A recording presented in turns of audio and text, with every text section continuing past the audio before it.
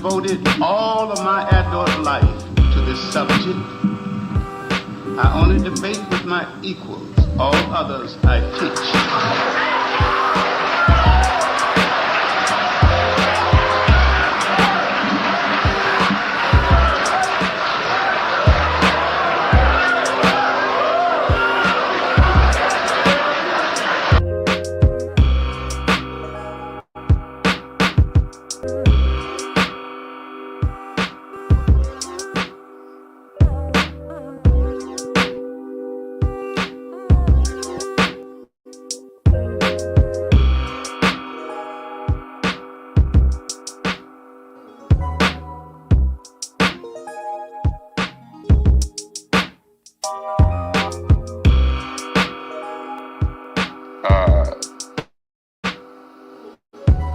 We think that they are foolish to allow themselves to be beaten and brutalized and do nothing whatsoever to protect themselves. They are foolish. They should have the right to defend themselves against any attack made against them by anyone. If a dog is biting a black man, the black man should kill the dog.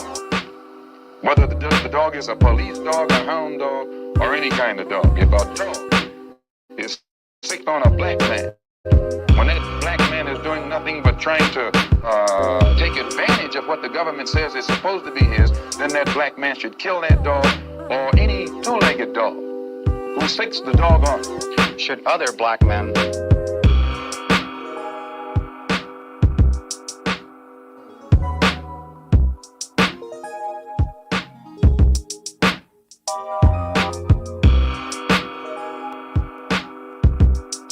Honorable Elijah Muhammad, number one, don't believe in any form of integration, and believe that every mention of the word integration by whites, whether it be from the mouth of Kennedy on down to the mouth of the lowest, raggediest white liberal in the street who is beating it like involving himself in these integration efforts, if we believed in it, we would integrate. And we would fight anybody who got in our way or made any effort whatsoever to stop us from integrating. If we really believe that the law of the land, the Supreme Court, and other so-called judicial bodies were for real, when they talked about integration, we would integrate.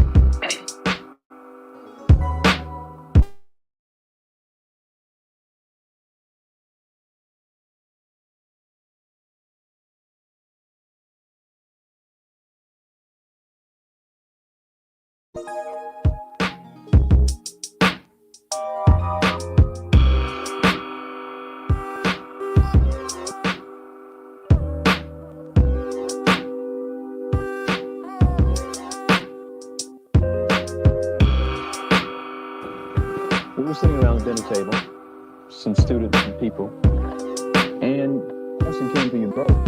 Well, this now, you guys may not believe in God or something. I am married to an ex-nun, an ex-Roman Catholic nun. I drive her to church. 35 years we've been married a few days ago, and I drive her to church on occasion. I'll go in and listen. I'll go to the mosque. I'll go to the Buddhist temple. I go to anybody's religion because religion is a belief. Nobody has it. Now, you ask if I believe in God, you must first explain, because I met the guy that robbed my house, believed in God. He had a big cross on his chest when they caught him and down at the precinct. He believed that didn't stop him from robbing my house. Believing in God won't make you good or bad. The Ku Klux Klan believe in God. The one thing that they say that they have established a religion to protect the name of Jesus. So the whole philosophy. Most of the people in the Bible Belt will cut your throat for being black. Did the Bible stop them from being racist? No. That doesn't mean a thing because you believe.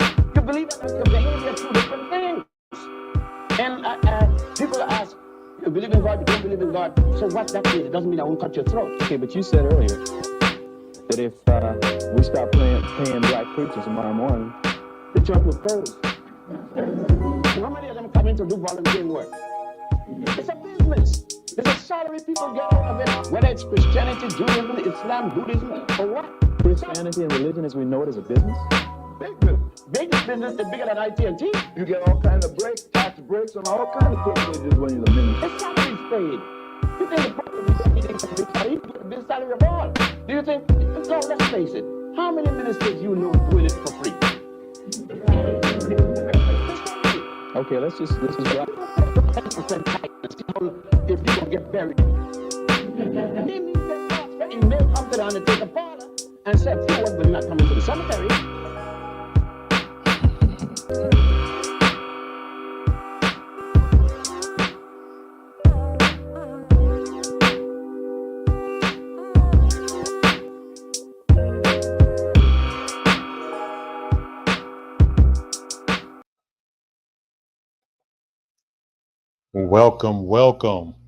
Welcome to the Principles. And you see what the topic is today. Today, we're just going to review the debate that we had last night. I hope some of you guys showed up and enjoyed it. I enjoyed it myself. So today, we're just going to, review it and see how I feel about it, because it's hard to kind of get a sense of how the debate went whenever you're in it. You know what I mean? So the judge, Anson, whose platform that we was on, said that I lost the debate. You don't ever want to be disrespectful to anybody's panel or what have you. So I accepted the defeat. Do I believe that I was defeated? No, but I think most people that lose debates probably don't think that they lost. But with that being said, let's just take a look at the debate step by step. And I want to know what you guys think. So if you want to come in and join the panel and just chop it up, check out this debate, tell me what you think, give me your honest opinion. I will accept anything that you say. I may disagree with you, but we should be able to disagree and just move forward. It's not a big deal really to me. So first of all, I want to go through this right here, right? Because what I did was I took the debate and I uploaded it to ChatGPT, right? I didn't prompt it. I just told it to judge the debate on whatever criteria that it sees fit. So here's the prompt right here. I said, if I give you a YouTube link of a debate, can you judge it for me? It said, absolutely. Share the link and it will do these things. It's asking me, do I want it to do these things? Who presented the stronger arguments? Point out logical fallacies, presentation, delivery style, accuracy of claims, persuasiveness. Once I have your preferences, I'll give you the breakdown. Right, I said, Do versus Emmet. Is morality created by man or God? Me, Do. I took the position that man created morality.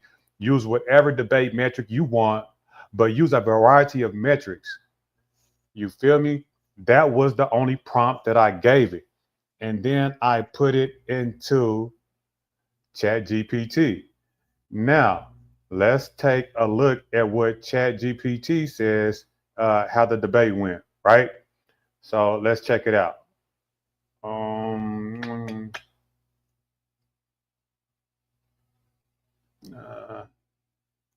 Ding dong.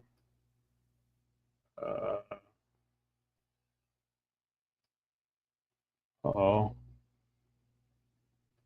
So is this it right here? How do I get back to it? Excuse me. So we're going to do this. Remove this, stop sharing screen. Boom, boom, boom. Come back here. All right. So I hope you guys can see it. So the debate analysis, right? Do man created morality versus Emmet, implied theistic view, right? You asked for a comprehensive judgment using various metrics. So here's a breakdown covering the argument, substance, structure, rhetoric, strategic win, and logical consistency, right? So this is the first metric, right? Is using argument, strength, and evidence. Do's position, morality created by men. Core claim, morality is a human construct. Strengths, echo secular meta-ethical theories where moral truths are subjective and intersubjective, similar to how moral framework adapt with social norms, right?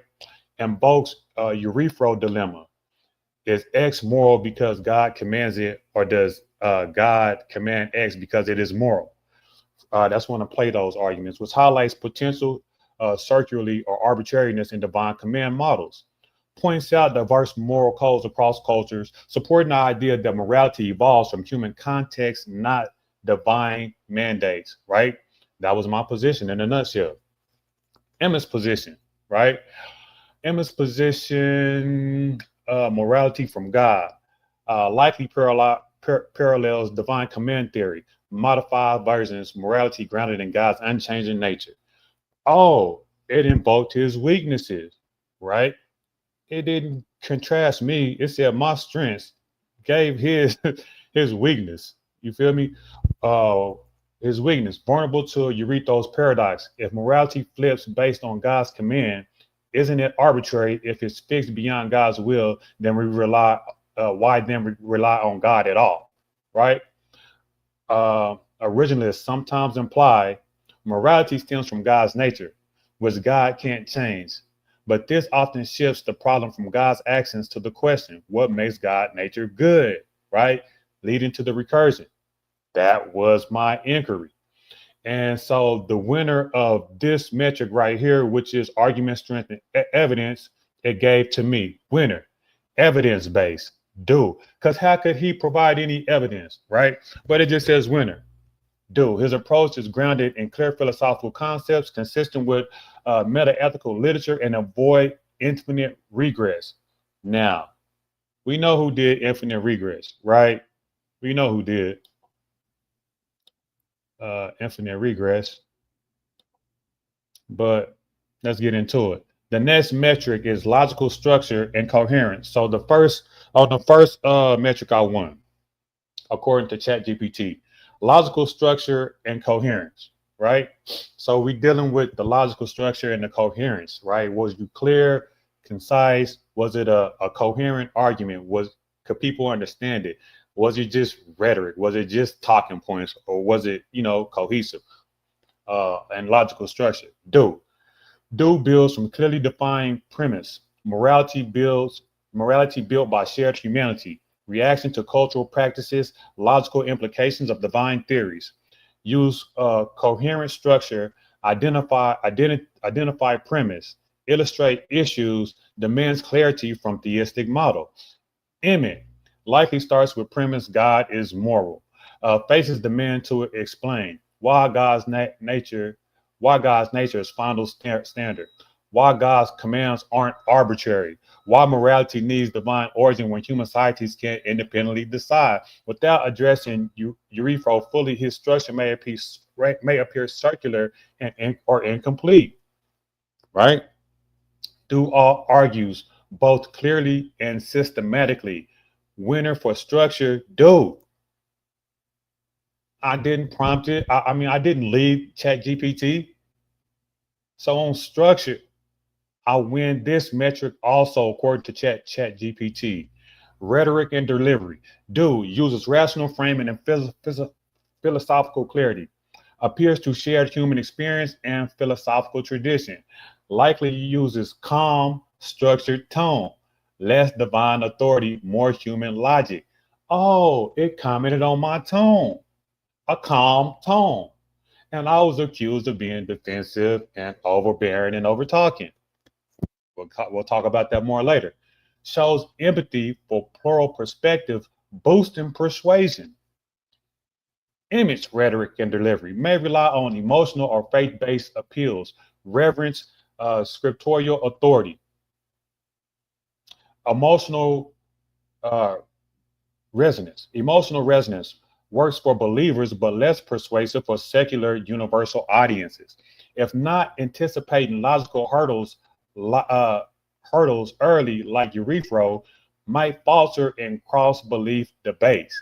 Winner, do, especially for the non-faith audience. Emmet may resonate strongly with believers, but less elsewhere, right? So winner on rhetoric and delivery was given to due diligence, your majesty, right? Strategic, number 4, the fourth metric, strategic effectiveness. Do avoids hyperbole, emphasizes shared reasoning, logical consistency, and historical change and moral norms. Emmet risks repeating into appeals. Just trust divine nature. That was his rebuttals. It is because God said so. Trust divine nature without preemptive handling of typical critiques like urethra or divine arbitrariness, right? Effective debate strategy. Do anticipates counter arguments, forces theistic side to define what morality is and why it needs divine source. I did this in the debate. He wanted to have it broad, and I brought it to a specific morality, right? The Christian morality, right? I forced him in that position when he didn't want to. We're gonna cover that later. Winner and strategy. Dude owns philosophical playing field. That's according to ChatGPT. Get out of here, man. So, number 5, the other metric, logical consistency and fallacy. Do stick to rational consistency, avoid special pleading, right? Because whenever you appeal to God, that is a special pleading. Avoid special pleading, grounds his position in observable social evolution. Emmet risks circular reasoning. God defines good because he defines good, begging the question, how could you ever win a debate that way? Because God said so, right? We're in a debate, right? Or appeal to authority if moral claims rely solely on divine decree. As long as he acknowledges and responds specifically to urethral-style counter-arguments, he can survive. But if he doesn't, inconsistencies arise, which I did, right? I didn't stay within that realm because God said so. You think I'm gonna let him live with that? You think I'm gonna let him ride with that? We're not riding with that. You're gonna have to stand on the moral tenets which are in question. And the moderator and the judge, no, the moderator would say that isn't the debate, but I turned that into the debate, and that is a logical inquiry. Because if debates are on, if morality is on trial, it would it would be logical to ask what morals that we're talking about, or else we're just in a general conversation. It's too broad, right? And that was his strong suit, right? He had the higher ground in the argument, in the debate, because it was so broad. But he let me pin him down to Christian moral ethics. That was a big W for me inside the debate, right? Overall verdict across metrics, argument quality, structure, clarity, delivery, strategy, and logic. Do position that morality is man-made holds stronger in the debate format. His philosophical clarity, forward defense, and reliance on shared reasoning resonance broadly and sustainably, right? Why this analysis matters. Meta ethics matter. It determines whether ethics are universal truths or social constructs. So that's why we had to get into it, because if you're saying that God created morality, right, we have to question the ethics behind the morality to even make the claim. We can't just have a debate and just say, is God the creator of morals, right? Without having the morals on the ground in order to debate, right? So we have to be able to analyze the morals that's in question. And I got him to concede that by demonstrating consistency, non-arbitrariness, and adaptability. Do shows morality may rely on shared human rather than divine decree. Emma's position could succeed in religious context. However, in a multi-belief setting, failure to resolve Euthyphro's type concern significantly weakens the divine origin stance. So, according to ChatGPT, with no leading ChatGPT, I just put the link in there, right? It thought about it and gave the answer, right? So that's according to ChatGPT, right? Do you think that was fair? You guys haven't got to watch the debate. We're going to get there and we're going to go through it step by step. So let's get to my other judge, which is bam, which is my second AI, right? Copilot, right? So I asked Copilot to judge the debate, and let's see what Copilot said. And again, I did not lead the judge. Here is the total transcript, right? I put the whole transcript into Copilot, and I didn't give it any prompts. I just said, judge the debate, right? And it's time stamped and everything, right? So let's see what Copilot has to say about the debate, right? The transcript. You see? All right. So, analysts of debate between Dew and Emmet, a critical examination of arguments, counterpoints, and rhetorical strategies. Rhetorical strategies. Introduction. This analysis explores the debate between Dew and Emmet, focusing on key arguments presented, their respective counterpoints, and the rhetorical strategies employed. The discussion revolves around the origins of morality and whether it is derived from human constructs or divine principles. I got to blow this up a little bit. There we go. Hope y'all will be able to see it better also. I keep forgetting that, a winner will be determined. The discussion revolves around origins of morality and whether it is derived from human constructs or divine principles. A winner will be determined based on the strength of the arguments and clarity of the presentation. Exchange by exchange analysis. First exchange, divine morality, right? Emmet's argument. Emmet begins by asserting that morality is objective and rooted in divine principles, claiming that without God, moral standards would collapse into relativism, right? My counterpoint, Dew challenges this by arguing that morality is a product of human evolution. Citing empathy, social cooperation as the basis for ethical norms, he provides examples of society thriving without reliance on divine mandates. Analysis. Emmet's relying on the assumption of God's existence presents a logical gap, while Dew's evidence-based approach is more compelling. The winner of this exchange is Dew. That is on an exchange by exchange analysis. So, right, there's 1 point for Dew right there on the first exchange, right?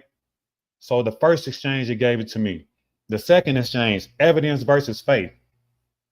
Emmet's argument. Emmet appeals to faith and tradition, stating that the belief in God provides societal cohesion and moral stability. Dew's counterpoint.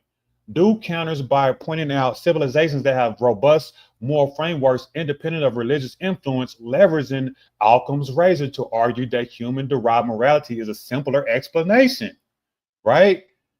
Analysis. While Emmet's appeal to tradition resonates with some audiences, his reliance on faith lacks empirical support. Dew use Occam's razor strengthens his argument, securing another win for Dew in this exchange. With no leading of the judge.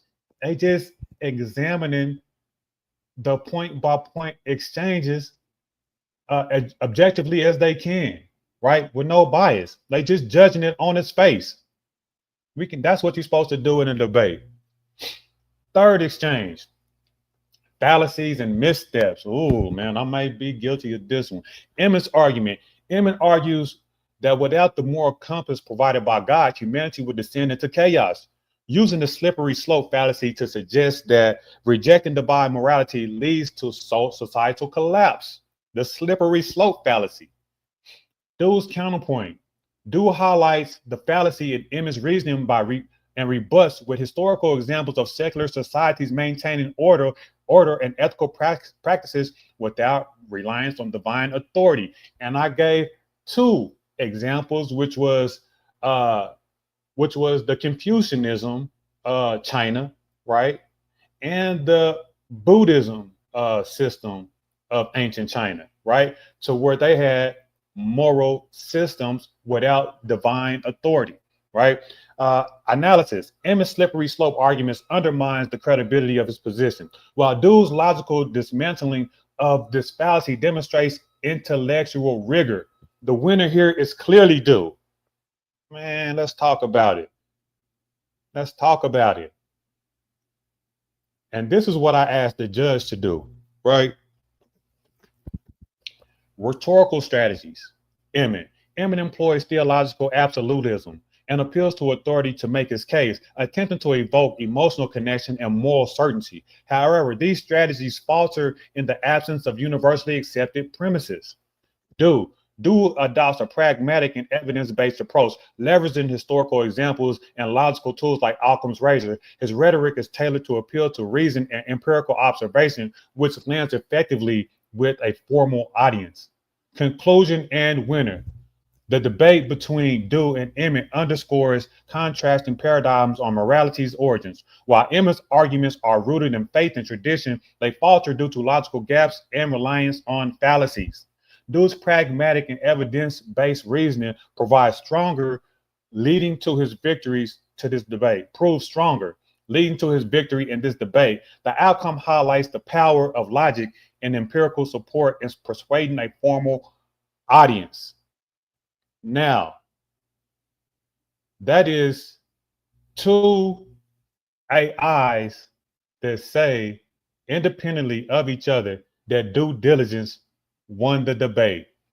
Now, a lot of you may not like me using AI to judge because the argument will be, oh, how can AI judge something on the supernatural? You know what I'm saying? It'll be something that's expect. How can we put it in the hands of AI and to judge a debate about like this? Well, AI is very capable because it has heard all of the arguments, right? All the arguments are online, and it's just simply saying it's not about the validity of one over the other, but it's about the strongness of the arguments themselves is what it judged. If you were listening, right? What's going on, Brick? How you doing today? Brother, man, how you doing? I'm doing. Yeah. Just going over this debate and trying to just I want to go through it step by step and see where I faltered, where he faltered. I really have fun. I don't know if you watched it or not, but I really have fun in it. And we just trying to get a better understanding on, how it was judged. And whenever you're like inside debate, when I was inside the debate, it's kind of hard for me to judge whether I did win or not. But now I'm going to look at it from the outside perspective and try to just, ride and see what I can come up with. What do you think? Yeah, I actually like that. It's certainly going to be beneficial to review it. I believe. But also, I did watch a little bit of it, not the whole thing. Wasn't able to. I actually probably would have wanted to maybe get involved somehow, but yeah, tend to miss some streams. But that AI analysis, I believe, probably was accurate. I feel like it was probably close to what I saw of the debate. I did notice that you were calm and you did express your points, your views of the matter very well.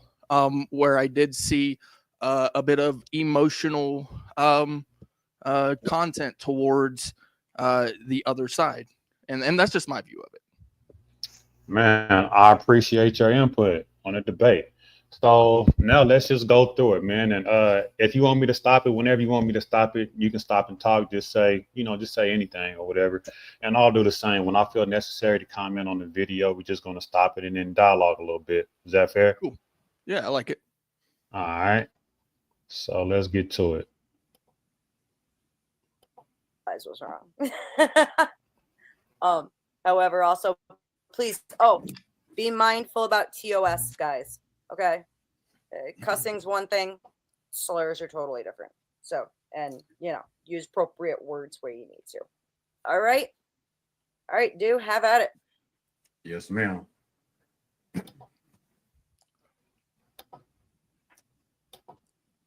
My opponent is not. I want you to peep out this opening. I feel like my opening was strong as hell. Okay. Not interested in having a good faith debate. Slurs are totally different. So, and use appropriate words where you need to. All right. All right, do have at it. Yes, ma'am.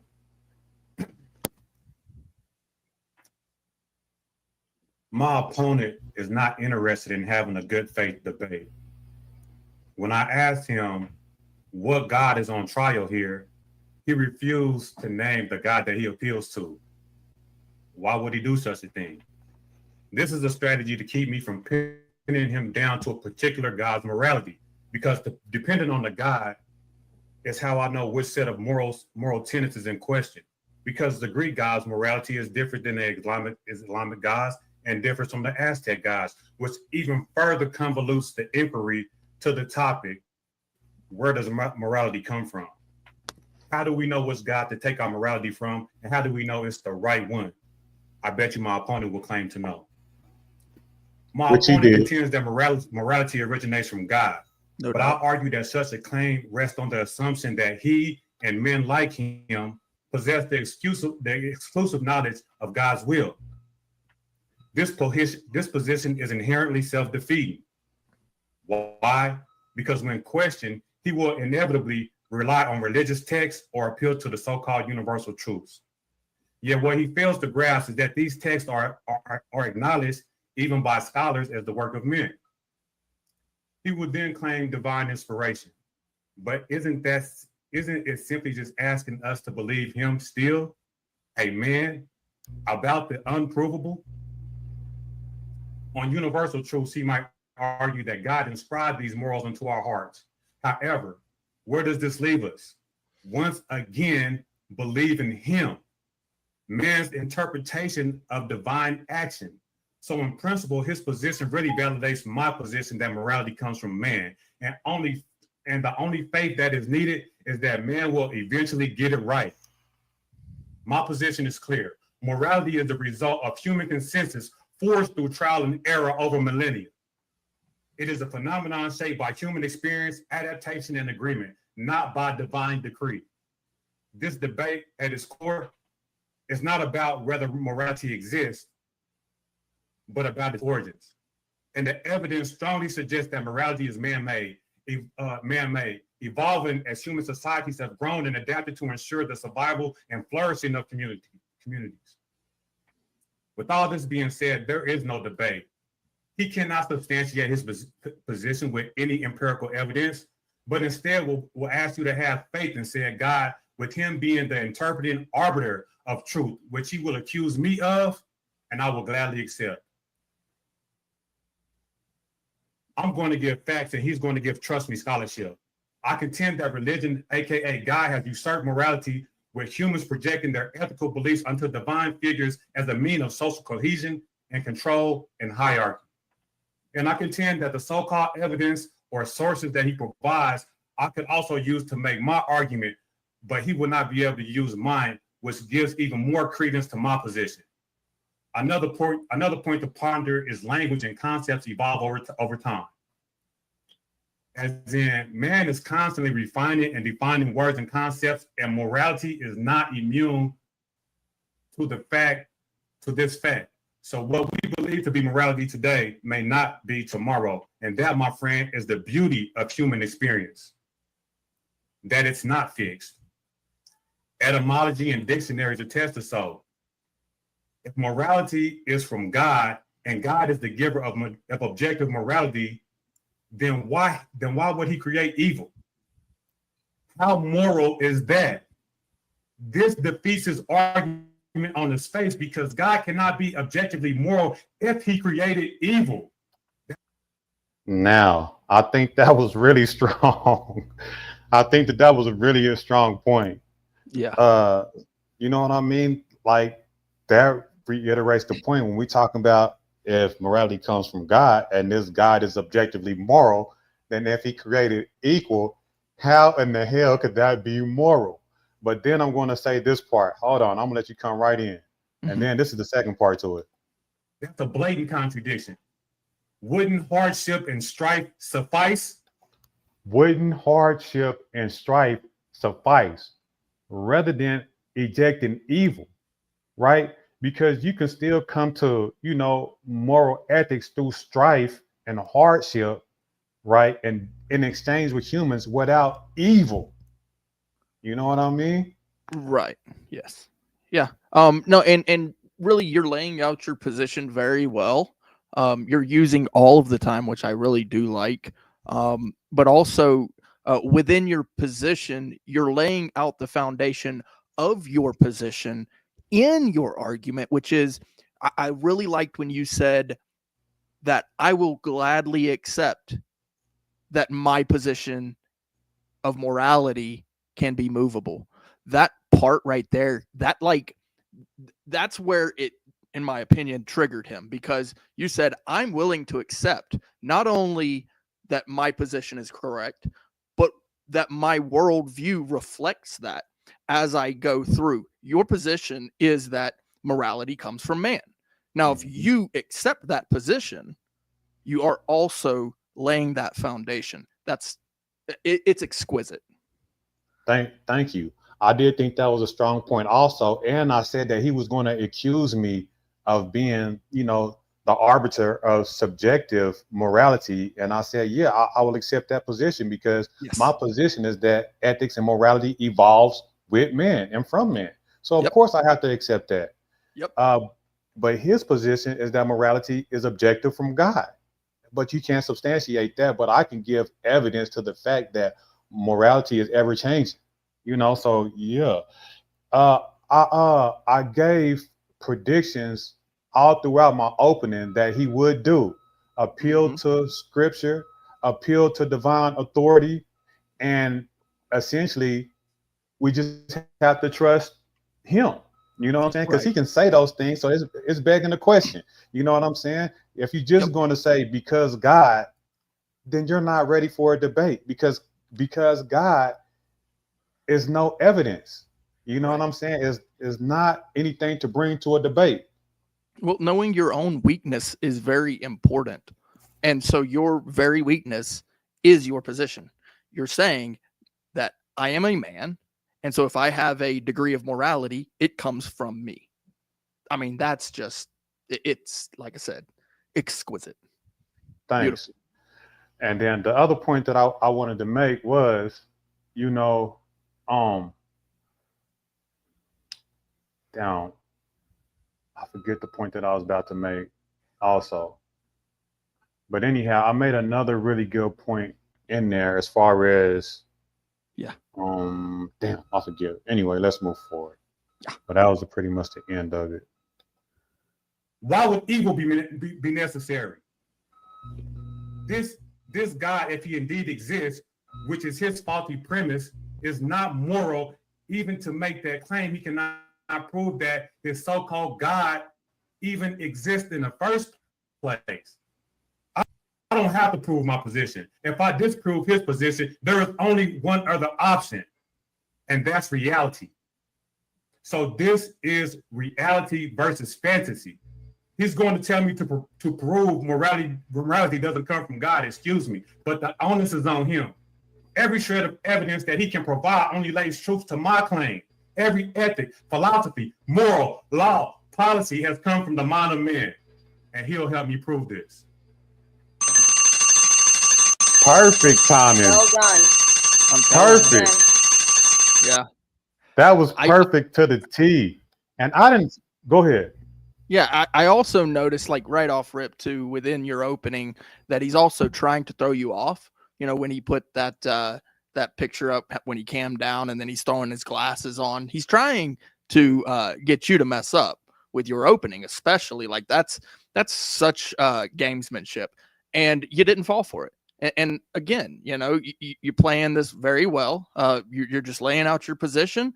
And you said it with enthusiasm there at the end, which is really cool. I like that too. Thank you. And the other point that I wanted to add to it also is that I said that he was trying to debate in bad faith, Yeah. right? And the reason Yep. why I said that is because, we was going over the terms of the debate, right?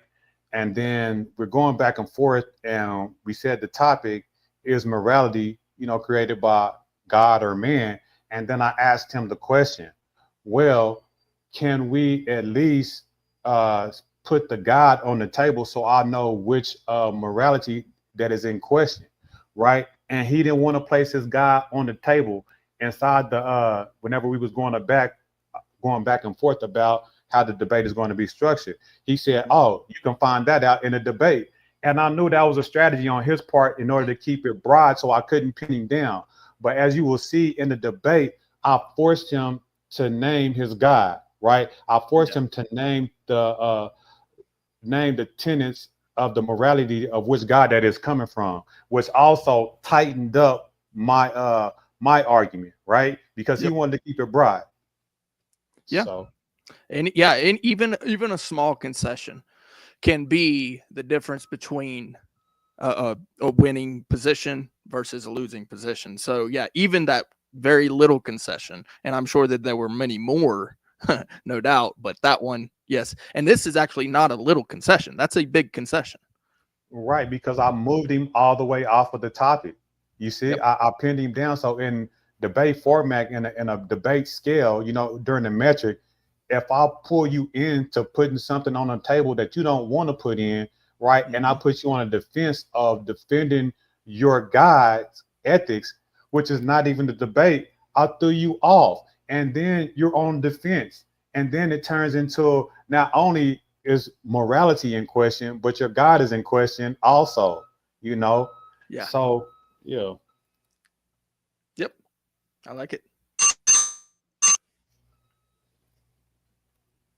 There we go.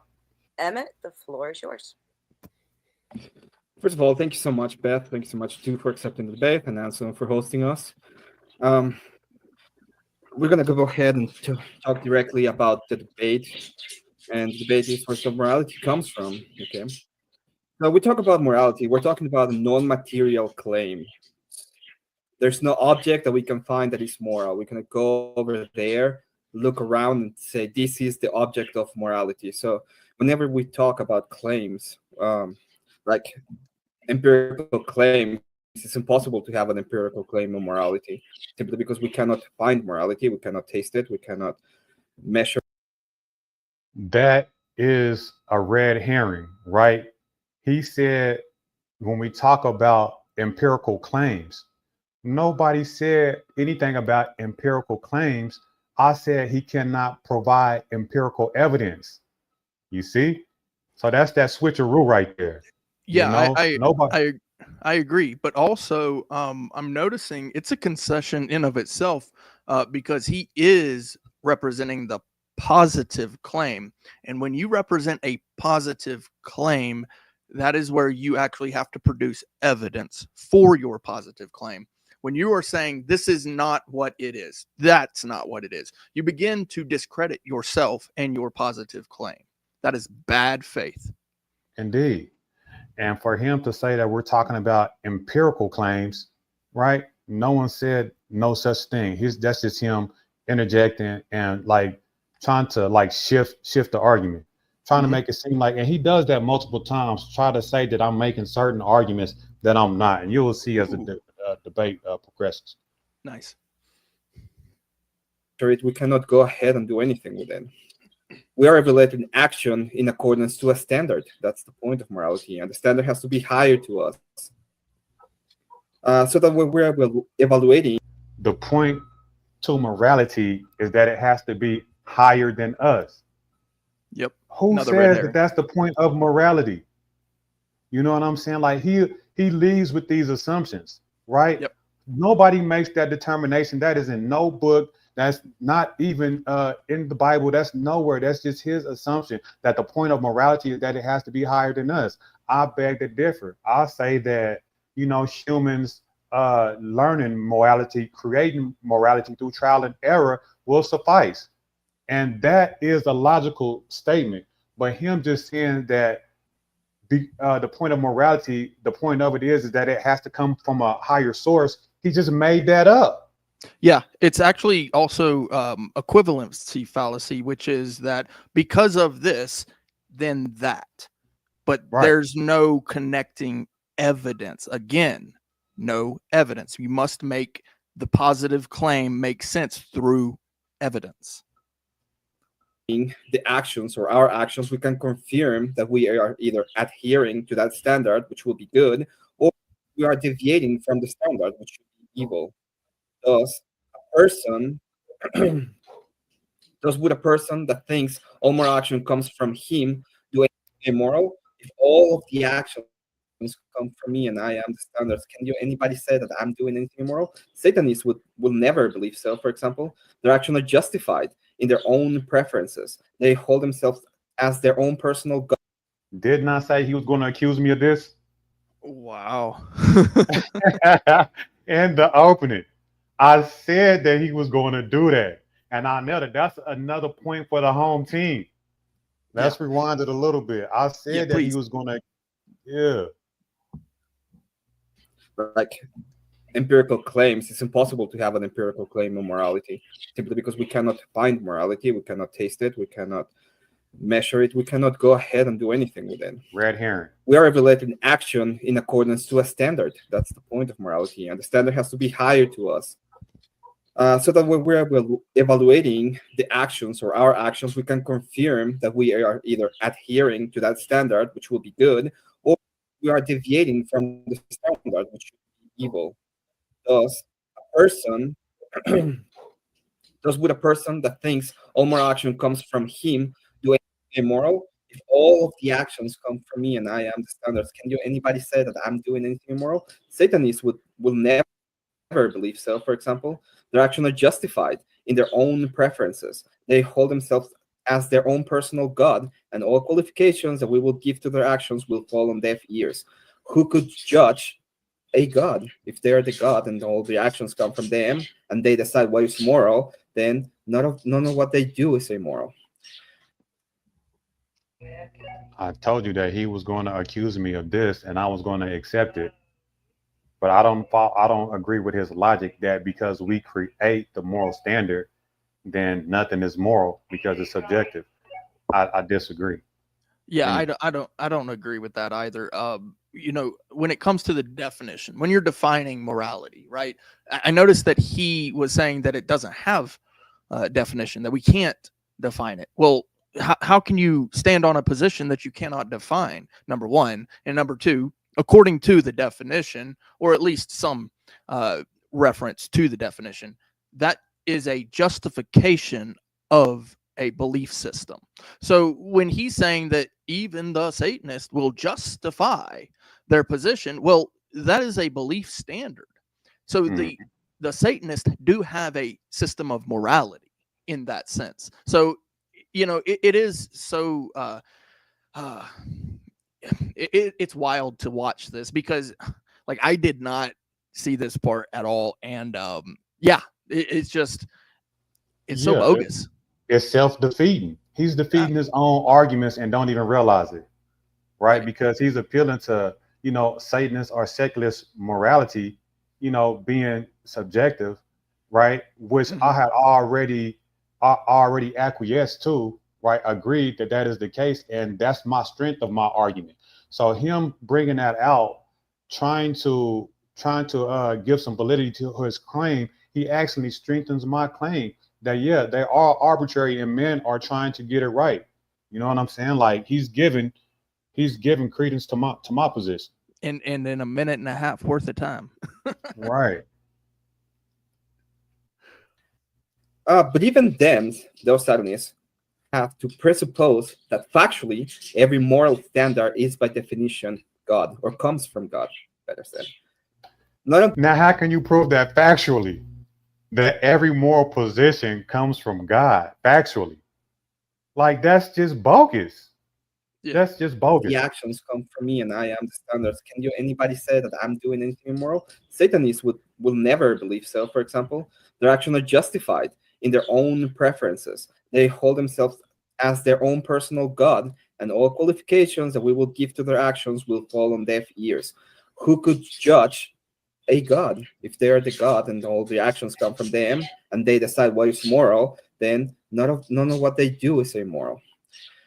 But even them, those Satanists, have to presuppose that factually every moral standard is by definition God or comes from God, better said. And I don't think this satisfies purely. That is so bogus. that is just so bogus on its face. Yeah. Right? That every moral claim is from God factually. How can you Yeah. substantiate that? Right? Yeah. It's just bad faith. Yeah, I mean, just saying it over and over again doesn't make it true. And I believe that that's kind of what he's doing here now at this point. First off, he tried to come from the position of that you can't disprove the negative, right? He's again claimed the positive, but now he's just saying the same thing over and over again, hoping that somebody will believe it. And that's just simply not going to work for intelligent individuals, I would certainly hope. Indeed.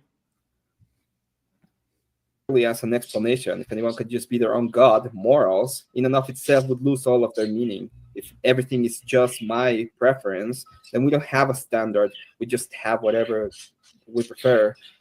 If all actions were justified, who can say I did anything wrong? As I stated before, ethics are non-material, and as such, we cannot just treat them as nominalistic practices.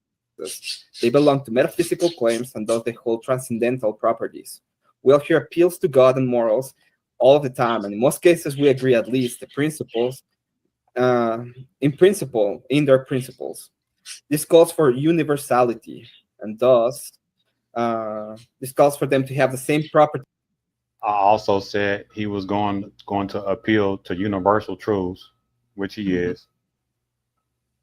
That we find in logic. When we're talking about logic and the laws of logic, we all agree and we all find them universal. This argument, thus the argument for universal morality comes from God, will be twofold. The first argument is we must humble ourselves to admit any wrongdoing, since there's no human without wrongdoing. We all are humbling ourselves to a standard of good, or we're humbling ourselves to a standard of God. Ethics is a metaphysical concept. Metaphysical constructions are mind-dependent. Proper ethic principles do not depend on nominalistic mind, but are transcendental and universal.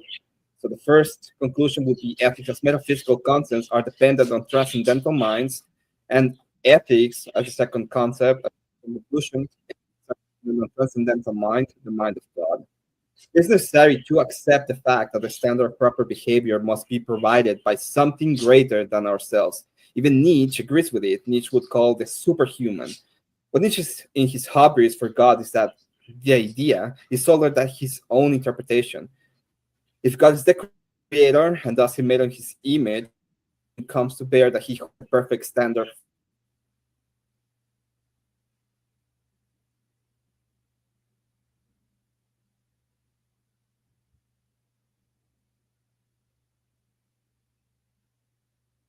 Did we freeze up?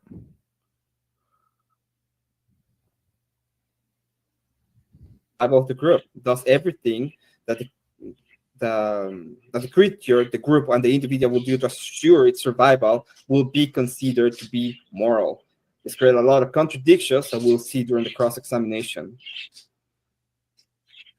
Now, he would say that progressive evolution ethics is the difference, but that is the case. Will not religion be necessary entitlement? Religion is an universal constant human society, and thus the standard as a process of evolution would be that men have evolved ethics to be under the concept of God. I want to address real quickly the bad faith argument. If you didn't like the prompt, you could have and should have not agreed to a debate until we agreed to a proper topic so that it was good faith on both sides. And with this, I hope we can have a good debate.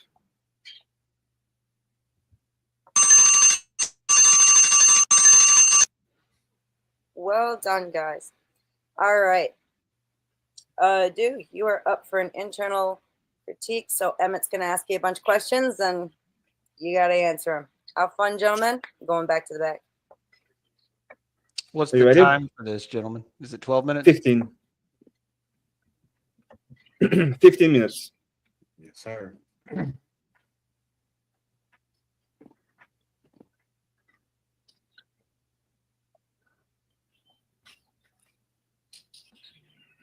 All right. Are we ready? Yeah, the clock has started. Perfect. So, first of all, do you believe in the idea that ethics are evolutionary, like they evolve with time? I had to step away for a second. Did I miss anything important? It just froze up for like 10, 20 seconds, but it was good. It was during his nonsense. So I'm not worried about it.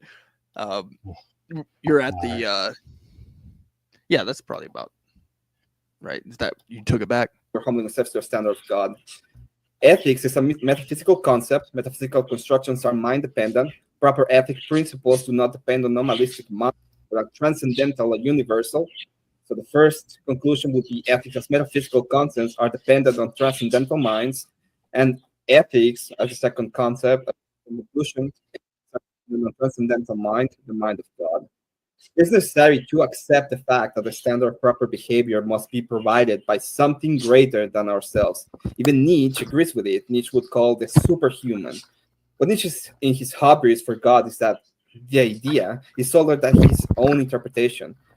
If God is the creator and thus he made on his image, then it comes to bear that he holds the perfect standard for behavior. God then is above human. Let's pretend all of this is pure hubris, and in fact, there is nothing but preference and nominalistic ideas of ethics. Then we ask where the standard comes from. My opponent has an evolutionary idea of where they come from. It's dependent.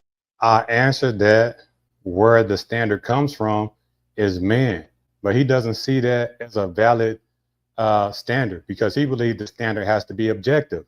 And that is a fallacy on his part, right? Believing that the standard has to be objective. You can create a standard and it's subjective. We just have to agree to it, right? And even if some people do and some people don't, as long as you can use force in order to enforce the standards of whoever standards it is, then that is what it is. And I know that doesn't sit well with people, but that's the reality. That is the reality that we live in. So you can either believe in his position, right, that states that, we live in this fairy tale to where we have objective morality, or we can deal with reality and just say that, hey, we all just been winging this shit and everybody has been instituting their you know what I mean? Well, yeah, no, exactly. And it's called the fallacy or the logic fallacy, right? So it's accept my position or you're wrong.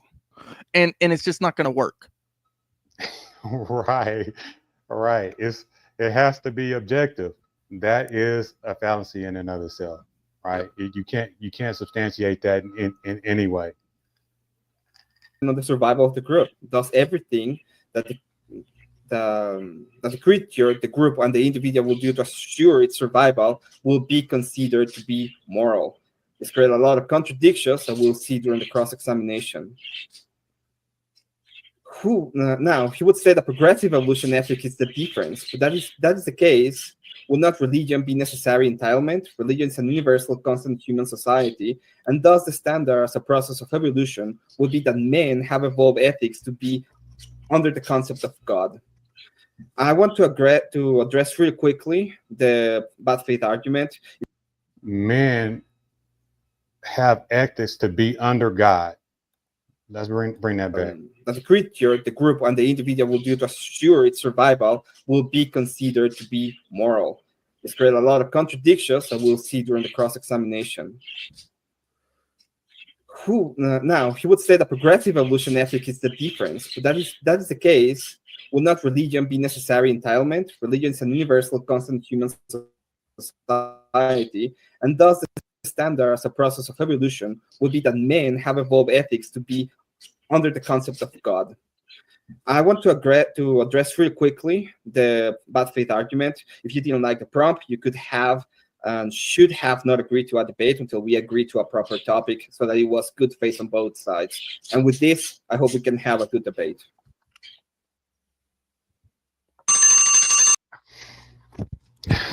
Man, I think his opening had way too many holes. Yep. I think he went down the alley that I predicted that he would go down. So I countered his positions in my opening, and he tried to give me the positions that I already accepted, and then even countered those, right?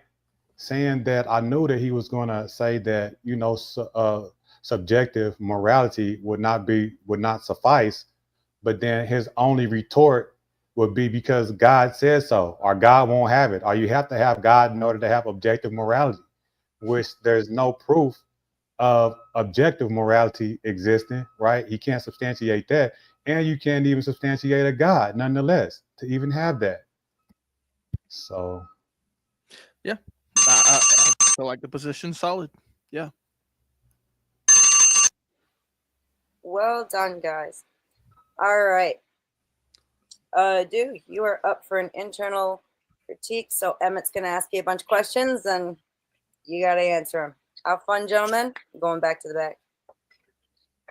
What's Are you the ready? time for this, gentlemen? Is it 12 minutes? 15. 15 minutes. Yes, sir.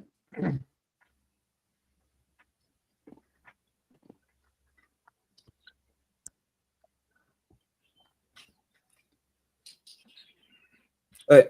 Are we ready? Yeah, the clock has started. Perfect. So, first of all, do you believe in the idea that ethics are evolutionary, like they evolve with time? Yes. And you think they are dependent on the survival of the group or the individual? No, I think it's the other way around. Do you think they're dependent on the destruction of the group or the individual? No, I think you asked me, are ethics dependent on the survival of the group? And I said the survival of the group is dependent on ethics. I like that. Yeah. Okay, so if a group, let's say that you have two groups, one survives and one doesn't. One has a set term of ethics and the other has a different set of ethics. The ethic that is correct is the one that survived? Not necessarily. No, not necessarily. Because it depends on why people die. You can have ethics and still do the wrong thing, as you know. You can have good moral ethics and still make bad decisions. So, a great answer. I do agree. They're not dependent on evolution then? I said yes. So evolution is dependent on the survival of the fittest, right? That's the basic entitlement of evolution. I don't believe in Darwin's theory of evolution, but I do believe in evolution nonetheless. So it's not about survival then? No, evolution is not. Are you using a completely different proprietary term of evolution then? It has nothing to do with the survival of the fittest? No, I don't think. I think evolution is neutral, right? Darwin got that wrong. Yeah. That evolution is about survival of the fittest because that is man's interpretation of what he sees out in nature, but that don't mean that's what nature is. If you have to. Another great rebuttal. I agree. Right? He's trying to pin me on Darwin's interpretation of what he sees in nature, and he's saying that this is evolution. Well, no, this is Darwin's theory of evolution. This is a theory, but he's asking me as if it's fact.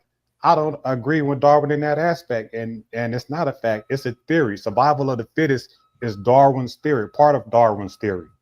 Mm-hmm. So I don't have to agree to that. But he's like, oh, this is evolution. No, this Darwin's theory of evolution.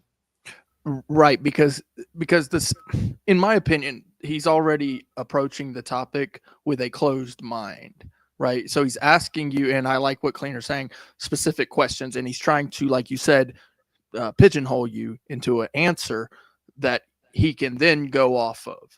Where I'm going to guess that you have an open mind. Like if somebody could show you some evidence, then you would accept that evidence. So if he's willing to show some evidence, but instead, from what I can see, he's not doing that. He is, like I said, trying to pigeonhole you, like Cleaner said. Yep. Absolutely. And I'm not letting him do it because I'm not coming with the typical answers, right? So he's not even Yes. ready for my retort. He thinks that I'm going to answer in his typical ways and it's throwing him off. So he can't even go down his line of inquiry. He starts freestyling in a minute because he Oh, really? cannot pigeonhole me. Wow. Nice. Species. One has a specific advantage and is surviving over a similar species. Okay, and let's say 100,000 years later, only the species with the advantage is in existence. Mhm. Would you call that an evolutionary improvement? Yes. Yes. Okay. So it has to do with survival. No, it have to do with adaptation. Yeah, but if let's say that they adapt something that is completely relevant, and 100,000 years later, only the ones that didn't evolve that are in existence, would you say that's a problem with evolution? Say that again. I'm sorry.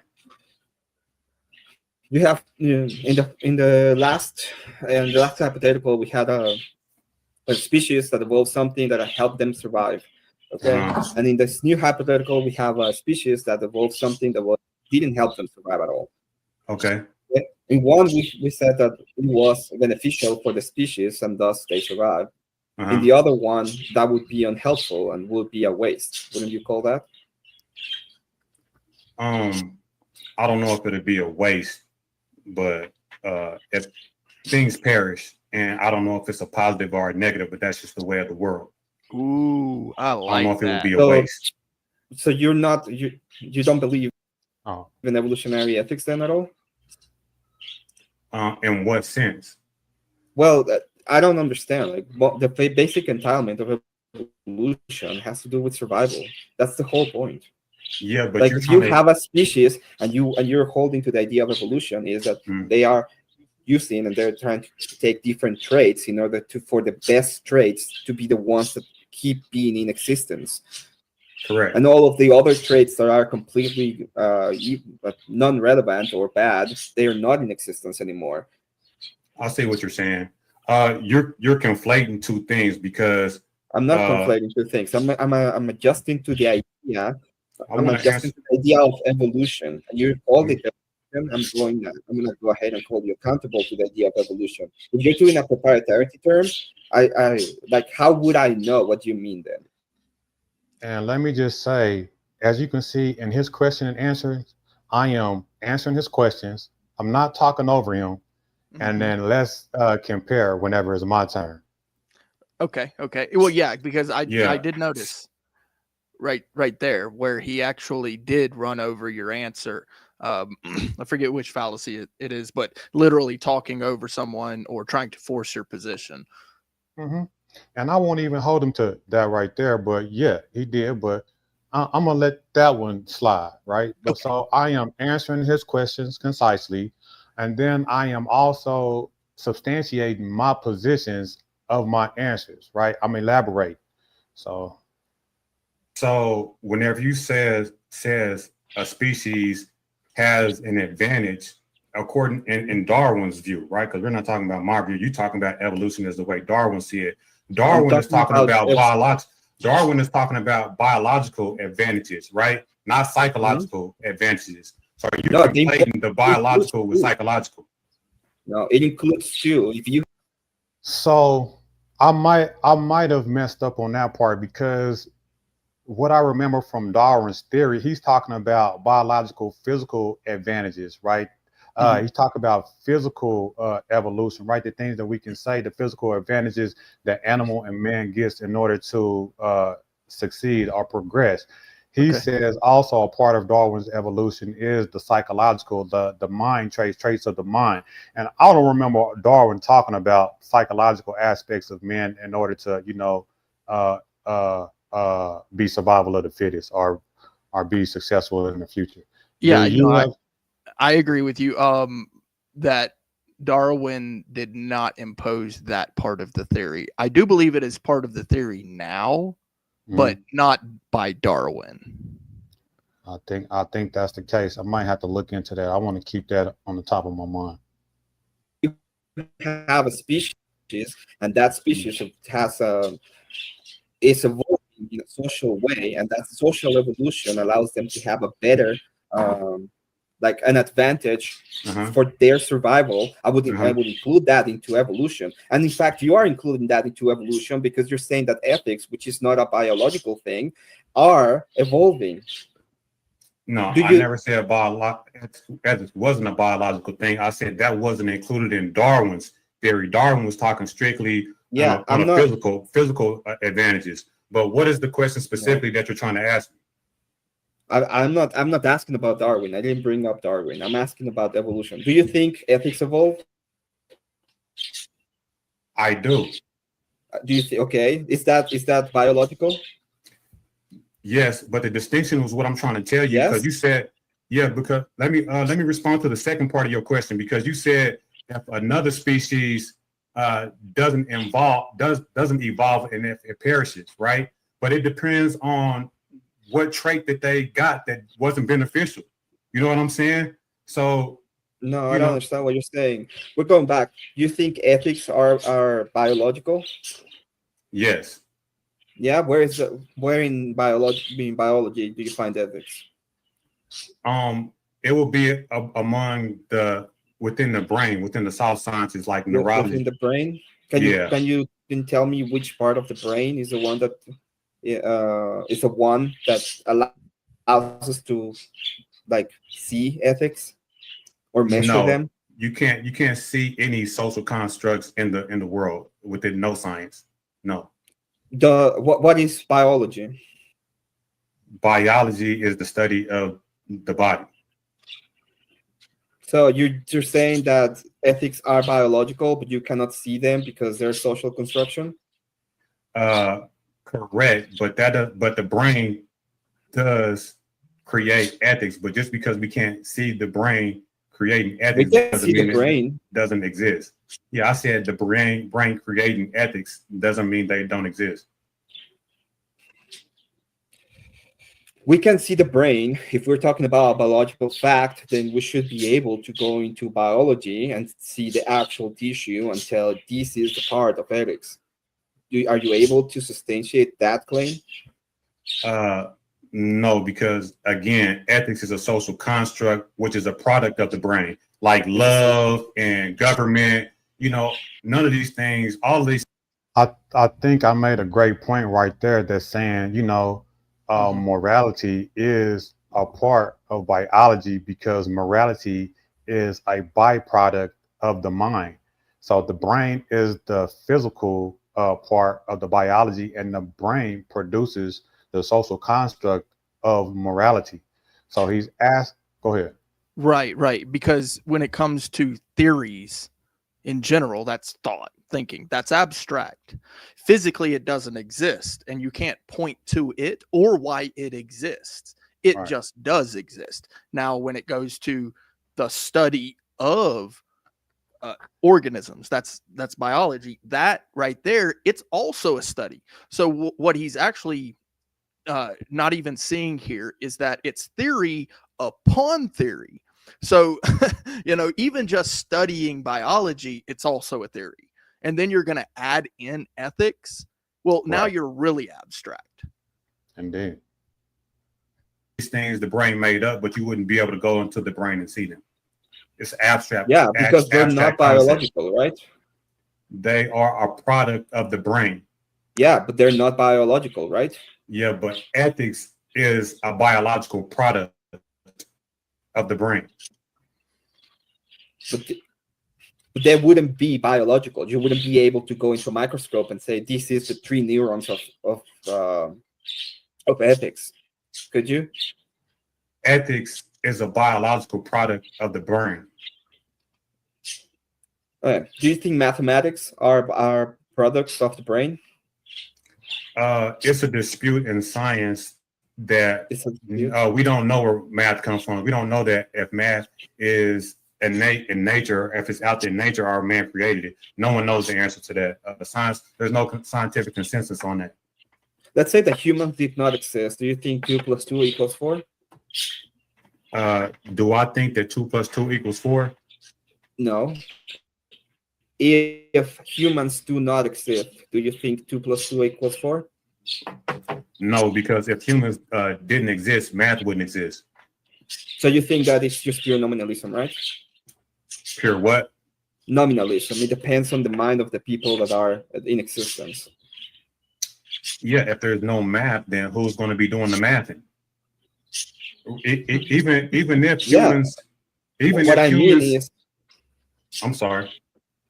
What I mean is, if you believe that there is no truth to the matter, it's just dependent on the people that are doing whatever on the people.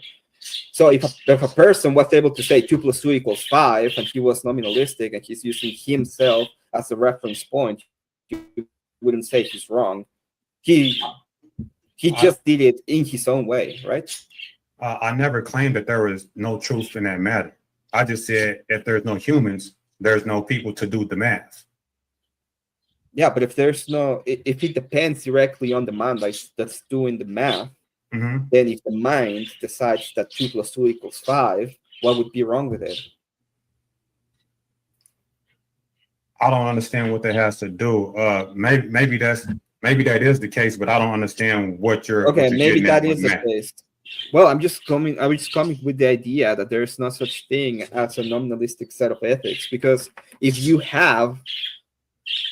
it comes to a point where anybody can decide what is good or what is bad, and they have a reference point and it doesn't exist outside it, then there's no way that you could tell me that it's wrong. And in fact, you conceded to that. You said that 2 + 2 can = 5 if a mind just says that = 5. No, right? I agree with your premise. I just granted that, but you conflating math with ethics. So the difference between the two is ethics and morality doesn't have a system to say, are methods. There's no methods to morality. There are methods to math. There's a mathematical systems, right? You can't take ethics and say this plus this equals good. This plus this equals bad. No, we do have methods. We have a bunch of religions, and all of the religions have a specific claims of morality, and they have ways, and they can come up with descriptions and ideas of morality. In fact, I can go ahead and use the same idea that you had when it came to evolution, to say evolution created a social way with which people are under, that is religion. They're under God, and they can decide what is good or what is bad. And these become universal claims, and they are not mind dependent. They're not biological. They're not mind dependent on humans. They're mind dependent on a greater mind. That is the standard. That would be God. But do you disagree with the idea of evolution creating these institutions for men? I will agree with your premise of what you just said, the statement of what you just said, right? Because you said that you have the methods are dependent on the religion, but what if you have two religions that are contradictory in their morals? See, I think that was a good rebuttal on my part too, because he was saying that, if 2 + 2 is 5, then, we don't have any objective reason to believe that. Right. And then I agree. But I said, you could say the same thing with morality. And he says, no, we do have methods of morality, but it's different religions. And my rebuttal was, what then when those are religious methods contradict each other, which we know that they do? Let's see what his response is. So he was doing pretty good, in my opinion. He was. He really was. But then he dropped the ball when he said, because of the fact that the religions exist, then people can choose their morality. Well, here it is. You have given your position. You subjective claim that morality. It's from God. Well, he gave it away just then. If he says that you can choose which religion, then that goes to my side. Then it's subjective. Right? Because you have different religion, different gods, and different morality depending on the gods. So let's move forward. Because if he's using that as the metric, then it just proves my point. And then to even take it further, how do we know which one to pick? Yeah, and that's what you were actually trying to get him to answer in the in the first place for this debate? Well, the point of this debate is to go ahead and give the idea that God is a necessary precondition to morality. If we are seeing that all societies have a God, and this idea of God is the solution to the methodology of what is actually good, then you would have to concede on the idea that there is in fact a God, and it depends on God. Yeah, I would concede that there is a God, but you said so. See, and they try to use this against me later that I said this point right there. He said, you would have to concede that there is God. And I said, yes, I would. And I'm about to give the reasons why I would or I wouldn't. But he said that I did. But let's see what I say. Okay. Societies have a God, but that's not the truth of the matter, because you they're see, not mind dependent on humans. They give me shit at the end of the debate and said that I conceded that there is a God. But hold on, I just brought it back. We finna listen to the whole thing without me interrupting and see what I say, because I didn't concede. Dependent on a greater mind, that is the standard. That would be God. But you disagree with the idea of evolution creating these institutions for men? I will agree with your premise of what you just said, the statement of what you just said, right? Because you said that you have the methods are dependent on the religion, but what if you have two religions that are contradictory in their morals? What then? Well, the point of this debate is to go ahead and give the idea that God is a necessary precondition to morality. If we are seeing that all societies have a God, and this idea of God is the solution to the methodology of what is actually good, then you would have to concede on the idea that there is in fact a God, and it depends on God. Yeah, I would concede that there is a God, but you said societies have a God, but that's not the truth of the matter, because societies all have different gods. So that's not a God, right? It's a God. That's what you say, but if you ask somebody in Islam, they wouldn't say their God is the same God as Christianity. If you ask the people of Aztec, they wouldn't say their God is the same God as Islam. So I did not concede to that point, because I said, yes, if there was a God, that'd be a case. But the thing is, we don't have a God. We have different gods. And another thing that they tried to give me at the end, to where I said the Islamic God is different than the Christian God. And then they try to say, well, they appeal to the same God. But that still doesn't defeat my point that there are different gods. Even if those two appeal to the same God, I still threw in Aztec. I still threw in other different religions that have different gods also. Yep, too many to count. I agree. I can agree that there is this you have this nominalistic idea of God, but they are under the idea of God. All of them. They have this thing that is above man, which can be considered God, that puts up the standard to morality. And that is, I would say that is an evolution construction that was done during all of this time to create the distinction and to be able to say this is good and this is bad and why. Do you have a problem with the idea of religion and God being a product of evolution, especially of evolution in morality? I will concede to the point that all of these religions do have a God, but the topic is morality, and all these gods have different morality. That's the question. That's what's the question. But we're talking about morality. Talking about morality. All of the religions, all they do is about morality. Yes. So it's all different morality, and your claim is that morality is from an objective God, but all these gods have different objective moralities. No, they don't. I'm not claiming. I'm claiming that my claim is that all the gods don't have different objective moralities. My claim is that it depends on God and the idea of God, and every single one of them is dependent on God. One last thing. This is my last question to you. When we go ahead and say that they are dependent on the idea of God, like morality is dependent on the idea of God, do you have any other explanation when it comes to evolution to say they're not dependent on the idea? Yeah, he did do a good job of bringing it back at the end I don't know if it was a kill shot, but it was a point on his side to where he tried to reel it back in. But for it to be a kill shot, I don't think it took away from all of the work that I put in the first 10 minutes of his question and inquiry. You know what I'm saying? Mhm. Like I was deflecting all of his questions, answering honestly in good faith, and he had to pivot on his inquiry because I wasn't giving typical answers, and I was giving valid answers that would go against his positions that he was trying to pigeonhole me into.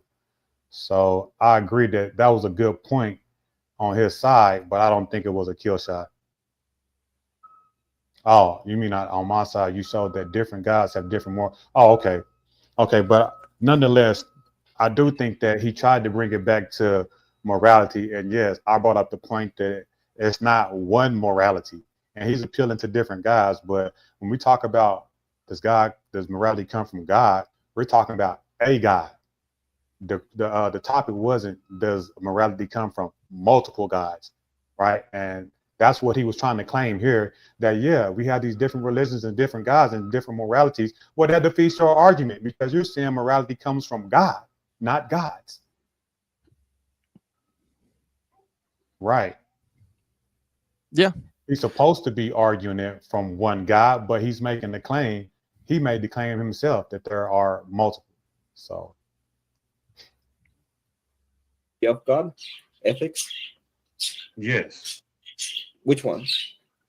Man created morality.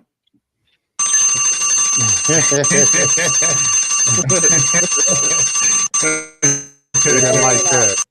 Clean. Very nicely done. Do now you've got 15 minutes to do an internal critique on Emmett's position. So you guys Yes, are doing ma'am. great, by the way. Thank you. So I think I did a great job on letting him finish, controlling my tone, not talking over him. At the end, a little bit, I kind of talked over him, but then I fell back and let him continue. I didn't continue to try to keep talking over. Now let's Right. compare. Yep. For letting me chill. We'll see if it continues. I appreciate you. Have fun, boys. All right. So, what is the so-called God we are talking about?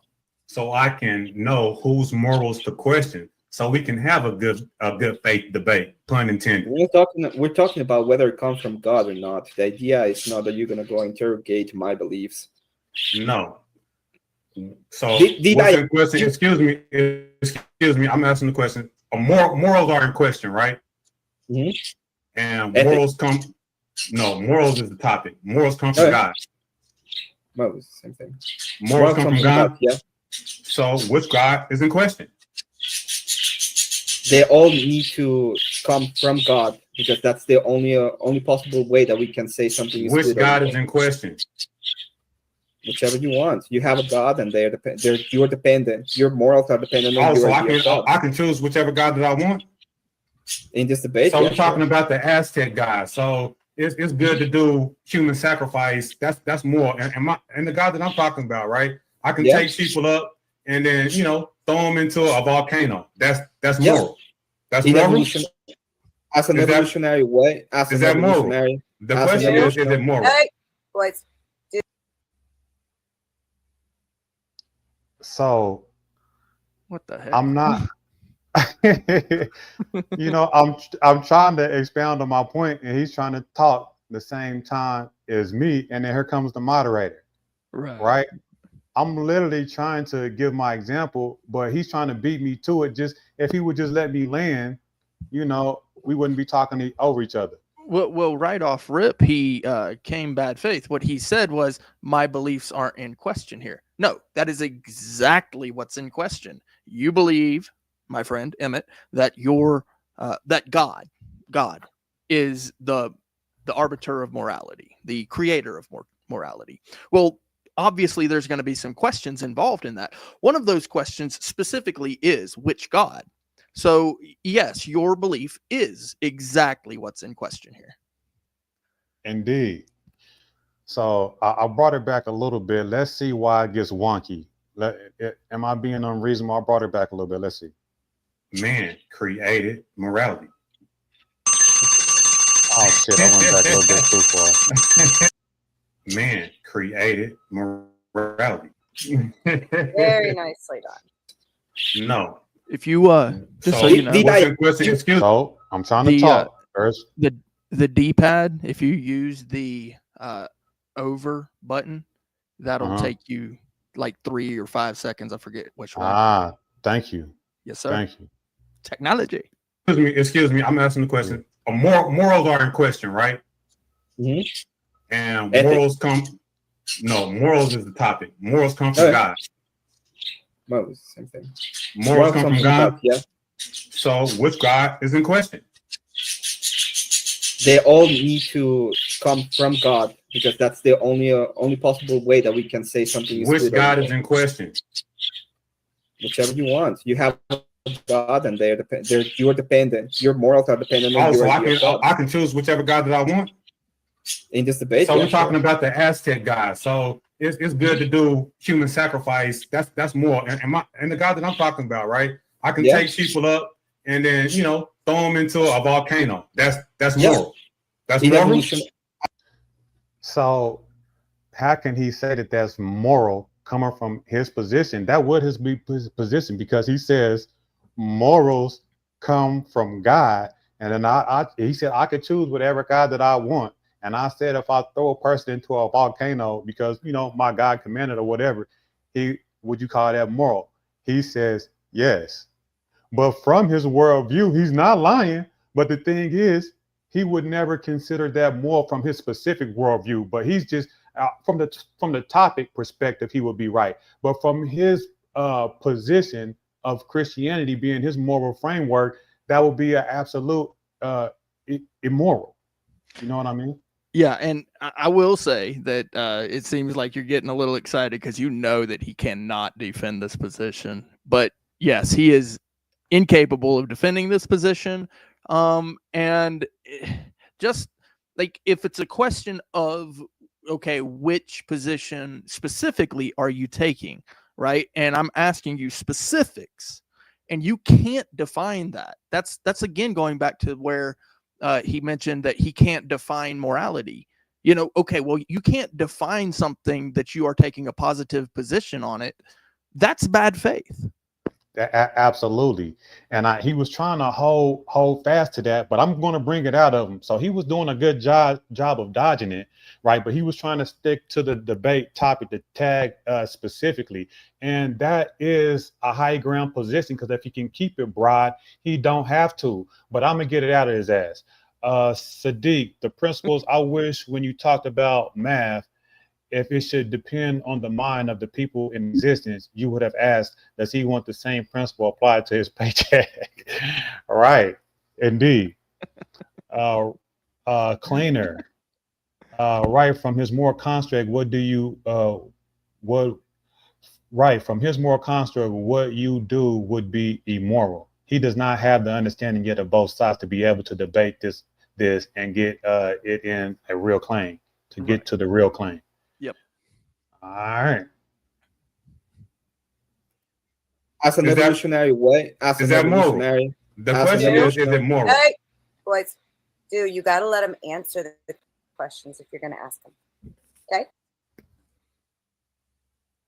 Okay. Was that valid? Like her coming in right there? I don't know. Well, it was smart in my opinion. I feel like you weren't necessarily crazy with it. Like I said, I did notice you got a little excited because you knew that he wasn't going to be able to defend the position. But a quick, up front, like, okay, let's get back, right? Because you had asked him the same question like 3 or 4 times, and if he doesn't want to defend his position, then it's clearly bad faith. And then at that point, you just move on to that next inquiry. So no, I do understand it to an extent. I don't feel like it was terrible, but it was smart on her behalf. Okay. He's trying, and then you're cutting him off. Give him a second longer. When it comes to evolutionary ethics, yes, that would be the way that I would see it. because the ones that are in charge and that survive the ordeal are the ones that are doing the correct thing according to evolution. No, I'm not talking about evolutionary ethics. I'm talking about ethics according to Emmet, right? So if ethics is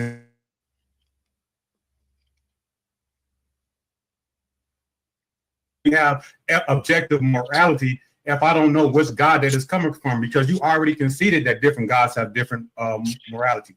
It comes from God. But different gods have different objective morality? Yes, and I already How can different gods have different objective morality? Just by that stand, that's a contradiction. You cannot have multiple gods with different objective. There can only be one. But he concedes to this, and he says yes. Yeah, no, absolutely. Because the question is, again, does morality come from God, not gods, and multiple gods with different views of what morality is, or does it come from man? Which defeats his argument. Yep. He conceded that different gods have different morality. It comes from God. But different gods have different objective morality? Yes, and I already conceded that way. Next point. So if we already, there's no such thing. Can I answer your question or not? Having several gods have an objective morality. Next question. So hold on. See, I want to go on to the next question. He gave his answer, and I accepted it. And then I said, I want to go to the next question. I don't think that is, unreasonable. So this is my time for internal critique. So I can move the question, I can move the debate forward. If he give his answer and I say, okay, he conceded to that point, I want to move to the next one, and he's trying to keep me there, I don't have to do that. This is my time to question. Yeah, I do agree. Yeah, okay. I didn't ask the question. You conceded. Next question. No, I went on ahead and I tried to answer. No, I never asked the question. You didn't allow me to. So I did not. I said I'm going to the next question. I didn't ask the question. You conceded that that multiple gods have objective morality. I was going to answer your question, okay, and you didn't allow me to answer the question. Okay. If you want to have I just said one more question. Allow me to answer. So I'm continuing to my next question. Wait, hang on, Emmet. It's eating up my time. Make some notes. Take it up. It's eating up my time. So Homo sapiens have been around for at least 200,000 years. Do you believe that 200,000 years is enough time through trial and error for humans to come up with some kind of moral universal code that looks like the morality that you subscribe to from your God today? Is it possible that 200,000 years is enough time for humans to come up with some type of moral system that is possibly can look like the one that we have today, or you have today? Can I answer now? You eating up my time. You a filibustering. Well, I don't know. I'm asking you. Can I answer? Let's go. Answer the question. Possible. Everything is possible. So if you're gonna ask me a possibility fallacy question, yeah, sure. Thank you. So if he concedes to that possibility, right? Yep. That goes against his position also, because his position, he said that God has to be a necessary preset in order for morality to exist. But if I get him to concede to the possibility that we can get to morality without God, then he defeats his argument. You see? Yep. And he doesn't even get there. But he can concede and say, oh, anything can be possible. Well, if anything can be possible, then your position fails on its face, because your position is that the only answer is objective morality from an objective God. Correct? Yep. That positive claim, it's a hard place to defend. Come on, man. That was a kill shot right there. So what do you say about non-theistic societies like Confucianism, China, or like maybe like the Buddhists, or they went for like 2,000 years plus without believing in a supernatural being? And according to like the 2024 Global Peace Index, 9 out of 10 countries in the top 10 most peaceful nations are secular religious countries, right? The only country that's in that top 10 is Malaysia, and it's at the very bottom. And what do you say about this? So if morality stems from God, and the top 10 most peaceful nations are secular nations. What does this say about morality? It coming from God. They're not secular. This is a very new index, and what we're seeing is that all of these were or are Christian nations. Most of the people are Christian, and they're following that kind of morality. Oh, so you are discrediting the source of the Global Peace Index, which, if anybody looks it up, can see that it's the most credible index that we have. When was it created? To this Interruption. type of situation. When so was it created? Interruption. Again. He's just discrediting the index. Regardless you don't remember when was it created? Talking over me. Yep. Regardless of when it was created, this is what they is what they came up with. So according to the Global Peace Index. So here I am trying to expound my point and my internal critique for the audience, right? So they can follow. And he is getting so antsy. I haven't asked him a question. I'm steady expounding on my point, right? Because he's trying to discredit my source. And I am positing that if you look it up, the Global Peace Index is one of the most credible sources that we have on the subject. And he's steady trying to filibuster. Created the top 10 nations and are the most peaceful. The top 10 most peaceful nations are secularist nations. You don't remember when it was created? Moderator. Yeah. So to the next question, right? Okay. So what's up with the religious? So what's up with all the moral diversity, right?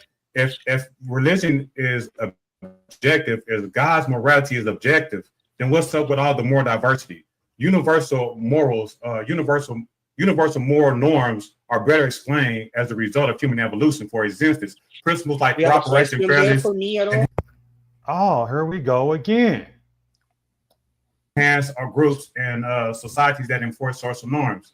You know. Listen, if you want, you can't interrupt me while I'm asking you a question. I got to get to it. I can take as long as I want. Excuse me. I am, but you got to let me get to it. I can build up to it. Right? Can you ask me a question? I don't know. I didn't do this to you. I asked you. Spurging out when I'm trying to build on my question, filibustering.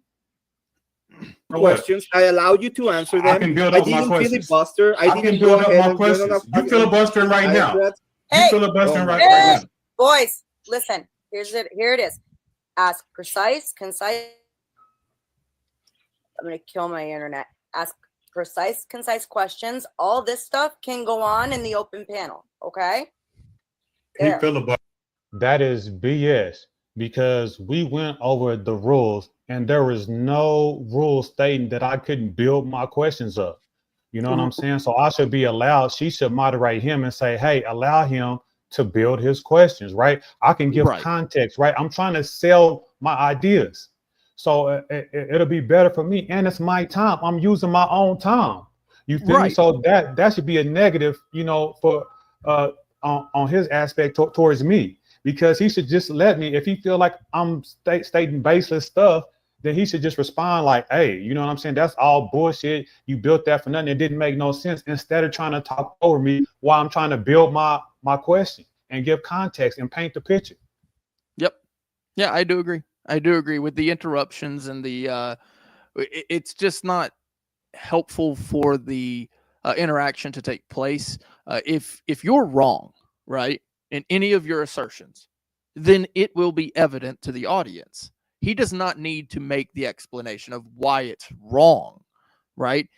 If anything, there's some questions to come, and that's it. Just answer those questions honestly, faithfully, and then allow you to expound on whether you believe he's right or wrong. That's what an internal critique is. So you're explaining why you believe he's wrong and asking specific questions as to why it is that he believes those things. That's internal critique. Buster, not to be able to lead up to my questions, I should be able to give context. Just let me finish. I'm trying to continue. I can say that he's filibustering. You got to be quiet. You got to be quiet so I can continue. He's filibustering. I can give leading questions. Yeah, if you want That's to not give a against the rules. speech, You just give a filibustering. speech. How but do if you this is a explain the differences cross-examination, between moral codes of different gods and denominations, and how do this we is a choose which one? cross-examination. Come on. He doesn't need to explain how to debate. He just needs to answer your questions. That's it. Indeed. Which ones? What do you mean? Which ones? Exactly what that means. You filibustering. You don't have an answer. I don't know which ones. What do you mean with your question? That's the question that I'm asking you. So, how do you explain the differences between different moral codes of different gods and denominations, and how do we know which one is right? Well, me directly, I would go ahead and use the basic idea of Christianity that you will know them by their. Drug it out of his ass. I drug it out of his ass. Right? So he's going for it. Okay. Got him. Got him to say it. He did not want to say it. Because remember, he was saying, yeah, there's different gods, there's different moral codes. You can pick whichever one that you want. Right. And then when I gave one and gave an example of morality, he even agreed to that, even though he doesn't, but he was trying to do it for the sake of the debate topic. Like, yeah, according to the debate topic, coming from a guy, he says that's more than that's moral.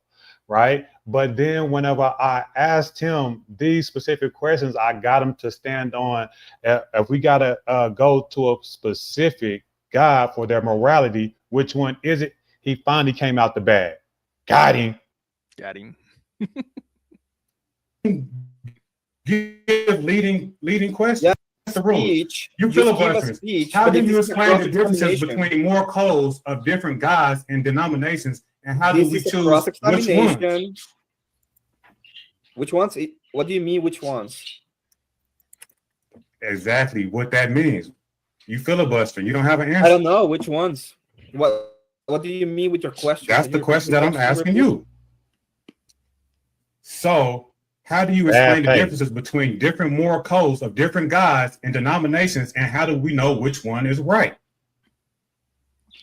Well, me directly, I would go ahead and use the basic idea of Christianity that you will know them by their fruits. That would be the way of knowing. Oh, so you can know by the fruits. What are the fruits that Christianity bears that you know that it is the correct one? Peace would be one of them. Love, contentment, being able to have a family, being able to reproduce, being able to have a proper society and not be going ahead and deleting each other. That would be the way for me to know it, for example. So he said that you know it's the right one by the fruits it bear. Wouldn't 99% of religions also make the same claim? He said peace, all this BS that all religions claim to, uphold to or Current implement. ones. Yeah. Right. Yeah, definitely. And two, what he's actually doing is called platitudes. So he's going off of these high quote unquote moral standards that can basically exist in any ethics code, any right and wrong declaration. Whereas, yes, you could say that there is this is me, just real quick. There is a objective, in my opinion, right and wrong.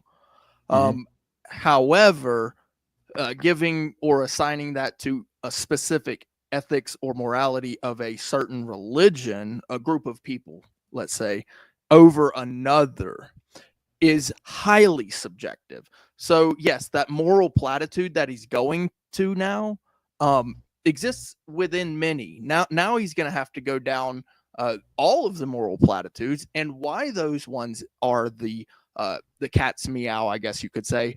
But again, see, the interesting thing that this isn't even the topic, right? But I love it because this is what you talked about. You said you got him off, which is very interesting because he is supposed to be explaining the positive claim, which is that morals come from God, which now he's having to explain his position But his position is directly tied to whether it exists only by God. So Right. it's very interesting how that you've actually that's very important because it's a valid way to explain how that his position can be flawed. So it's Oh. going to be interesting to watch this. All right, 1 second.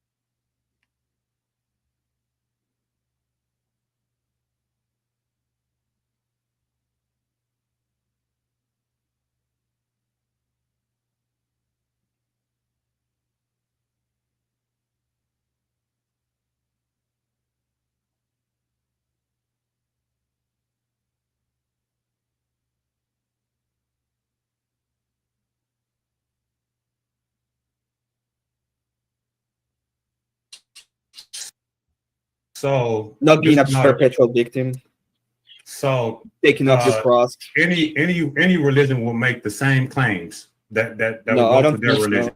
so. Every religion will make those same claims. All No. right. Can you prove that? Can you So- prove me?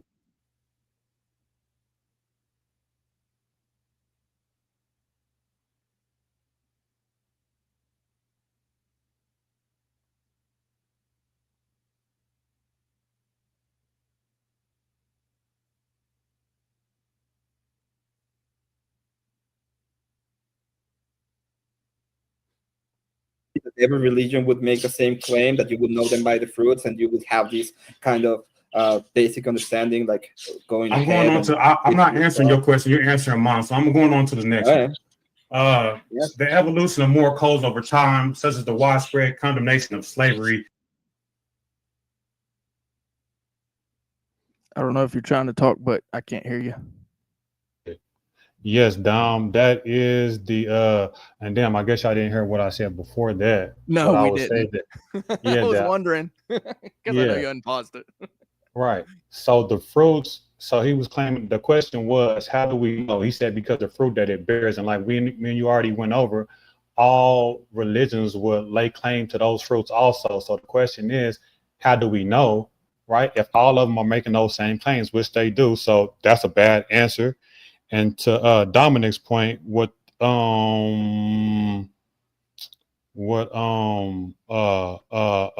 it called? Filibustering means. Filibustering is just a prolonging tactic to burn up somebody's time. Like you write in the specific definition in politics, but in a debate, right? It's a tactic to where you just try to, burn up somebody's time by just saying anything and everything. That's what filibustering is. Thanks for the word and saying. Yeah, bad faith is when you're doing anything that's intentionally derails the debate. Basically, there is more to it, but that's basic. Yeah, indeed. And things like this. And secular frameworks increasingly replace religious ones. The Global Peace Index proves this point, does it not? Does it not prove the point that if secular nations, right, are more peaceful than religious nations, if this is the truth, right? You don't take the stat to be true, but I'm saying if it is, doesn't that prove that? Doesn't it prove that secular? How do you know it's false? How do you know it's false? This is my question. How do you know it's false? If you are asking me, do you believe in this fallacy? I would say it's not true. I didn't ask you that, but how do you know that it's false? You're asking me. You're rejecting your hypothetical because the hypothetical is false. How do you know that it's false? Because you're using a thing that was created 5 seconds ago and that doesn't say what you think it says. So another bogus claim. I want y'all to look that up. It don't say what I think it says. So he's saying that the evidence that I provided is false because it was just brought up 5 seconds ago. You know what I'm saying? Because it was made 5 seconds ago. He didn't have nothing to say. He's just saying it's false because he says that it's false. Yep. Fallacy. It was something that was created 5 seconds ago. You know what I'm It saying? was created 5 seconds ago. So you made the claim that if morality is subjective by men, then man being the standard somehow makes morality not as good as God. Did I say that correctly? Would you agree to that? I don't know your question. Could you repeat that to clarify it? What is wrong with subjective morality? What is wrong with subjective? That there is no way that we can verify if the claim is either good or bad. So if humans come together and create the standard, yeah. What if? We do. The problem is no. Hold on. You said there's no way that we could, and I gave you an example that we do. Way. No, but we do. But yeah, when was the last time we went on and created the compendium of morality? You can take the legal system for example, right? Laws. You think the laws stand laws are moral? I do. You think that law is moral? Is that your claim? In a general sense, yes. Oh, so you have absolutely no problem with slavery then, right? I do, but I already told you that ethics evolve, morals evolve. So, but you said that we couldn't do it. But I gave you an example of how it is. I gave you an example of how it is. So, man, I don't men want to create the standard, right? Men do state the standard. But what about things such as like etymology, right? Dictionaries, right? We know that words and concepts evolve over time. Doesn't this give credence that morality does too? Like man created morality as a social construct. Why does it not? It depends on the reason why there's evolution on the things. Like if you can go ahead and say, well, there's a different way that we look at language now than before. But I don't think there's any way that we can say, oh, there's a different way I see murder now than I see murder before. What? Yeah. What? You can go ahead and have a word change over time. For example, gender. Okay, gender is not the same as what we used 15 years ago, but murder is not something that can just change. The concept is still the same now as it was 6,000 years ago.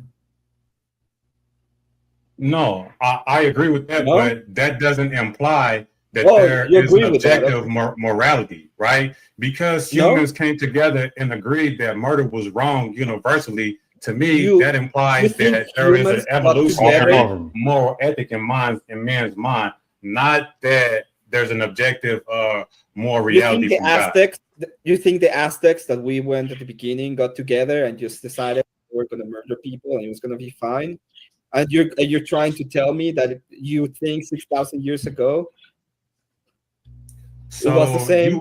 So you said that you would go with the Christian morals and ethics, all right, whenever I asked you. So do you mind if we go over some scripture right quick and you tell me how moral these scriptures are? So are you familiar with Deuteronomy 22, 28 through 29? If a man finds a damsel that is a virgin, which is not brothel, and lay a hold of her, he shall give unto damsel's father 50 shekels of silver, and she shall be his wife. So this is implying that if a man grapes a woman, and if he gives, excuse me, I'm not finished.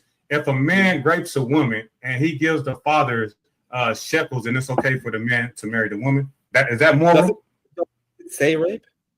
Grape? Is that moral? Does it say grape? Does it say grape? It says take hold of her. Take hold. What if she wanted to? Is it implied that it's grape? Again. Yes. Whenever you look at the commentary of the Christian Bible, it says that this is grape.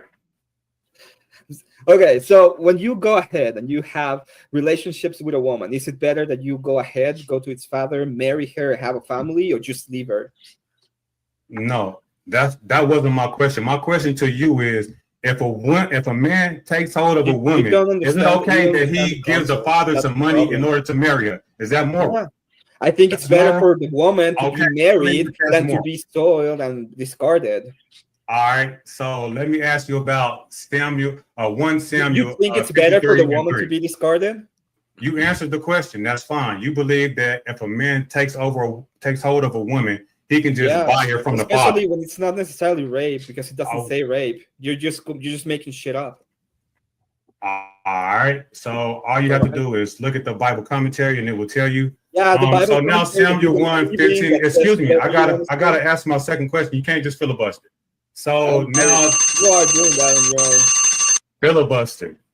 You just did that on your own. You went on ahead. He's still filibustering, Man. even after the moderator comes up and the bell is wrong. What the heck? Man, that was painful, man. And you know, I feel like honestly I did a better job. I feel like my question and answers became more contentious because I had his ass squirming, and then and I did better with him doing the eternal critique to me. But I still did put him in some bounds when I critiqued his views too. So, but I don't know if he necessarily won me giving him the internal critique, but I definitely won whenever I was internal critiquing. Whenever he was internally critiquing me, I won that exchange. Would you give this exchange to him on me critiquing his? You 100%. Well, there was another before it ended, and actually he was filibustering prior to that when he mentioned that because humans have been doing this for 6,000 years, that's actually another fallacy, which is the historical fallacy or the historian's fallacy, right? Just because we've been doing this for 6,000 years means that it must be so. I mean, the guy's full of it in fallacies, and he's not doing a very good job of defending his positive claim, in my humble opinion. Thanks. What's going on, Dom? You doing all right? I'm doing good, guys. What's up, Dom? Well, I don't know about you. welcome. So the concept of defending an attack. All right. It's a perpetual cycle, by the way. A person gets a gun to defend themselves. It's the same person getting a gun to attack themselves. The old terminology, know thyself. It was never about know others. So the only person that one should be ripping a hole to is oneself. Debating other people is like peddling piss. Now, morals are a fun game to play with, but that's for mortals. And again, that's all conditioning. But hey, I get it. You guys are having a fun time playing back and forth. Trying to win an argument would have been easier if just you gave each other the W first and then actually really play with oneself. Hey, Dom, we critiquing the debate right now. So okay. If you don't have a critique on the debate, then yeah. So that's what we're doing. I'm finna let it play, but I got to use the restroom right quick. So if I don't come back for a second, just please forgive me. But I'm gonna go ahead and let it play. I'll be right back.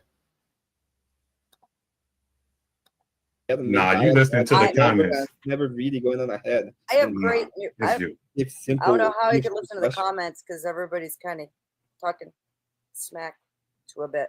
It's at 50-50 in the comments, but I've got great news. You guys got 20 minutes to yell at each other now. Any questions you need to get out, have at it. I'm going to stay back and just kind of let y'all,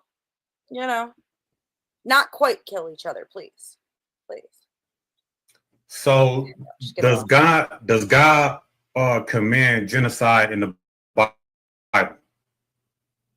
What do you mean by genocide? Do you mean the story about the Canaanites? No. Samuel 1:15-3. It says, now goes. Yeah. It says, now go and smite Amalek and utterly destroy all that have, and spare them not, but slay both man, woman, infant, and suckling. Slay both man, woman, infant, and suckling. Can I ask you a question regarding that? Let's say that you have no. I want you to answer my question first. It depends on what they did. Yeah, it depends on what they did. Oh, it depends on what they did, and genocide is okay. It depends on the idea of genocide. Yeah, it can be justified at some point. Justify genocide for me, please. Well, this is the moral image. Can I answer the question? My God, this is the objective image. You are going to go ahead, and then you have a bunch of people that are doing horrible things. Let's say that they are going and raping every woman and killing their children that they had with another person. And then you have an option. You can go there and stop them, or you cannot. But if you go there and stop them, for example, they can go ahead and take these little kids and be like cowards, like cowards that they are, and use them as shields. If they're using them as shields, would you commit violence against them or not? I would not. You would not. You're in the middle of a war. You're with your squad. They're shooting at you. Will you shoot back? I would not agree to genocide infants. I would not genocide infants. And this is the person that's talking about. This is the person talking about objective morality. Hey, y'all need to not use that G word and not use the R word y'all were using earlier. Those are TOS words. Y'all can use other words that aren't that. I've been using rape. Me too. So anyhow, he just agreed that if upon exception, it depending on what happened, genocide is acceptable.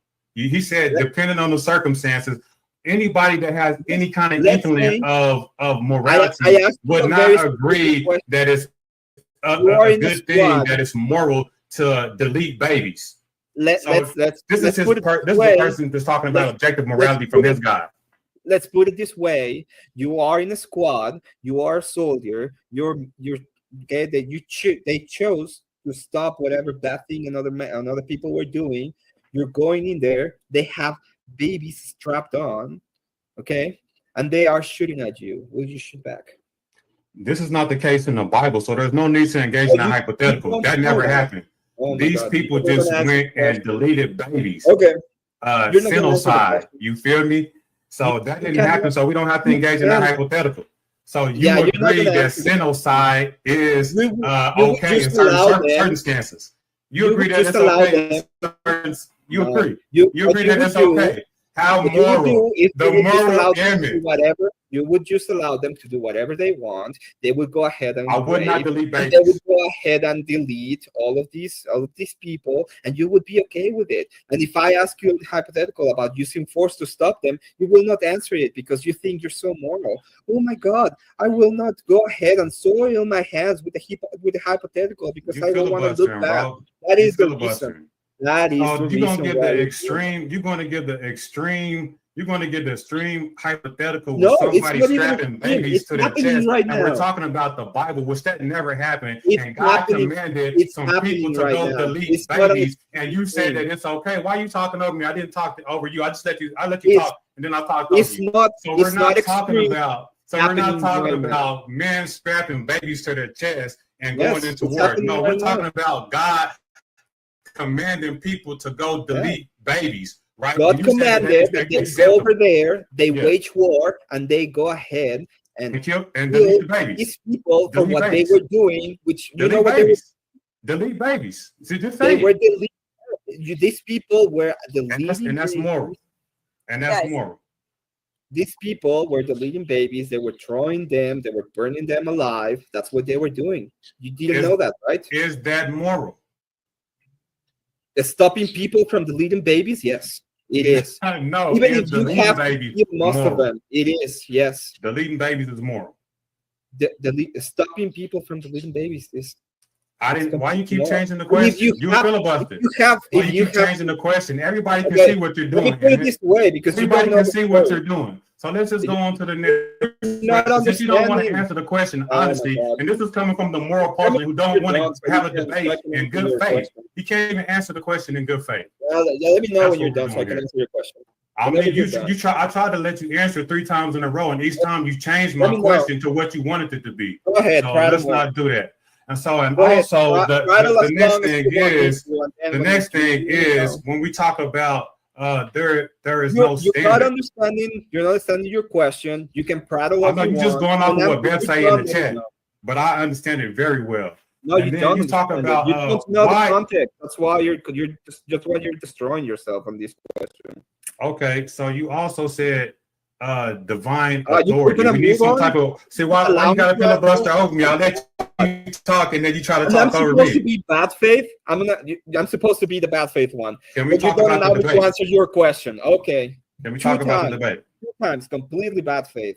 I'm trying to talk about the debate. So you talk about divine You want authority. to talk about the debate? How about you allow me to answer your Filibuster. question, and that's we can go Filibuster. ahead and Filibuster. filibuster. What does that mean, due diligence? What does Filibuster. filibustering means? So you said that we have to have some type of divine standard. Why is that necessary to have a divine standard? Have you ever done anything wrong? Answer my question first, bro. You can't trying answer a to. question with a question.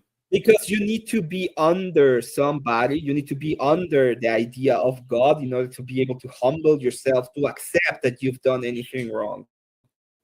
That's why. That's a faulty premise. You say that we have What a to. faulty premise. You said You it. have Hold to. on, let me respond to what you said. You said that you have to. That is a lie. You do not have to be subjected to nobody in order to have some type of divine, to have some type of authority, right? You don't have to, but that works. But it doesn't have to be a divine authority. That was my question, right? Yeah, you said have to. You don't have to be under a divine authority. You have to be under an authority, a divine authority. The idea once again is metaphysical. Okay, and these standards have to be metaphysical, and they cannot be given by a material point. So whenever you go ahead and you say, I did something wrong according to this standard, you're humbling yourself to an idea of God. Okay, let me respond. Because he keeps saying that you have to. There has to be a divineness, but we know that nations have gone along and get along fine without divine authority, without subjecting themselves to a higher authority. People get on. Stop. People get along just fine on social contract. So it doesn't have to be. So that was another bogus lie. It doesn't have to be, because people have done it throughout history all the time. That's bogus. Oh my God. Which nation? I named 10 of them at the beginning. The top 10 most peaceful nations in the world get along just fine without it. The ones that were started being counted in 2007, an oral Christian in their basis. Why does it matter? When do they be counted? Why does that matter? Why does it matter? Because when all of these started and when all of your amazing knowledge appears to be appearing, is when people like you that are denying the idea of God and that created their own standards according to their preference, they started creating these little data sets that say the contrary to what they're claiming. Denmark, this nation, Denmark, is so secular and is the one that is the most peaceful of them all, and they're forgetting all of the underlying ideas of Denmark, all of the underlying the Christian values that impregnate the society. What is your source? What is your source? What is your source? I gave you my source. Exactly the same I gave you my source. What is your source? Index. Let's see. I have. No, I said, what is your source? So you don't have a source. We have to believe Emmet. So just like him in my opening statement, I said we would have to believe Emmet. Denmark. Right? Emmet speaks for God. So you can say what you want to say, but I asked you for your source, and then you asked me for mine as if you didn't have it.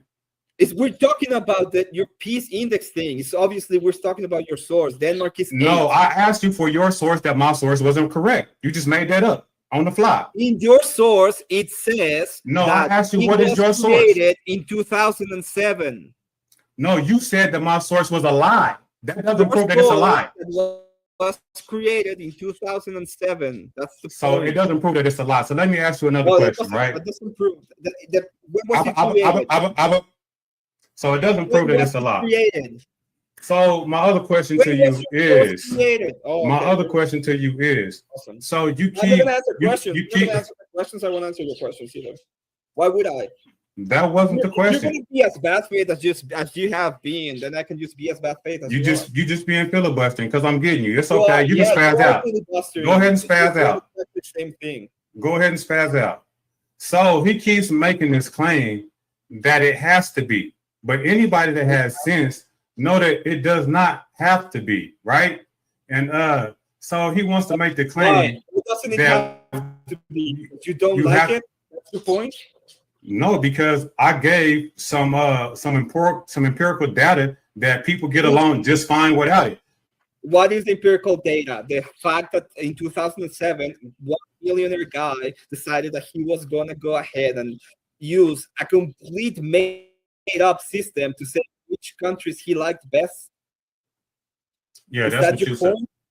That's No, what you said. it's not what it said. In 2007, it was created. Steve Kilrea is the one that created it. He's a very rich man from Australia. That's the whole point. So, in No, order to have the no. position that you have, you have to know that God exists. Any comments so far? I think it's starting to get pretty wild, but I think I'm doing a good job. It's getting a little messy at this point, but I think I'm doing a good job of keeping him on the defensive. But he just, his strategy is to talk over me, pretty much. The host of the debate has a lot to learn. I got out of hand. So you have a facilitator in debates, because then eventually both sides are getting caught up in their emotions. It's like having a referee. You guys are both trying to referee each other. Right. You're way too sideways. Yeah, I have to agree that I got a little over emotional too, but I expected it to be a little better moderation. Like I expected, like even at this point, like the questions and the inquiry and questions to where I'm just supposed to question and the other person answers and vice versa.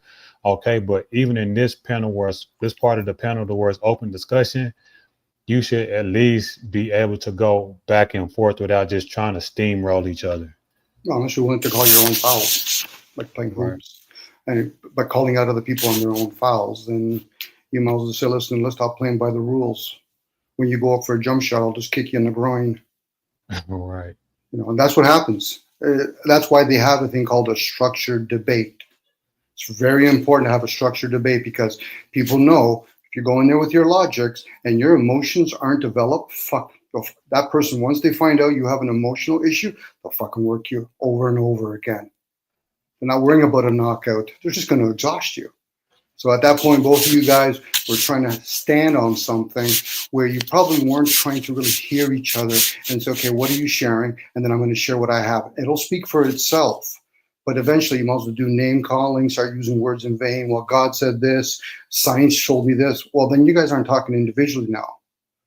Oh yeah, he threw his gun several times and called me names and was derogatory. I don't believe that I ever threw my gun at him, and I don't know. That's like debate rhetoric. Whenever a person throws his gun, that means they don't have anything to say. But you did call him out.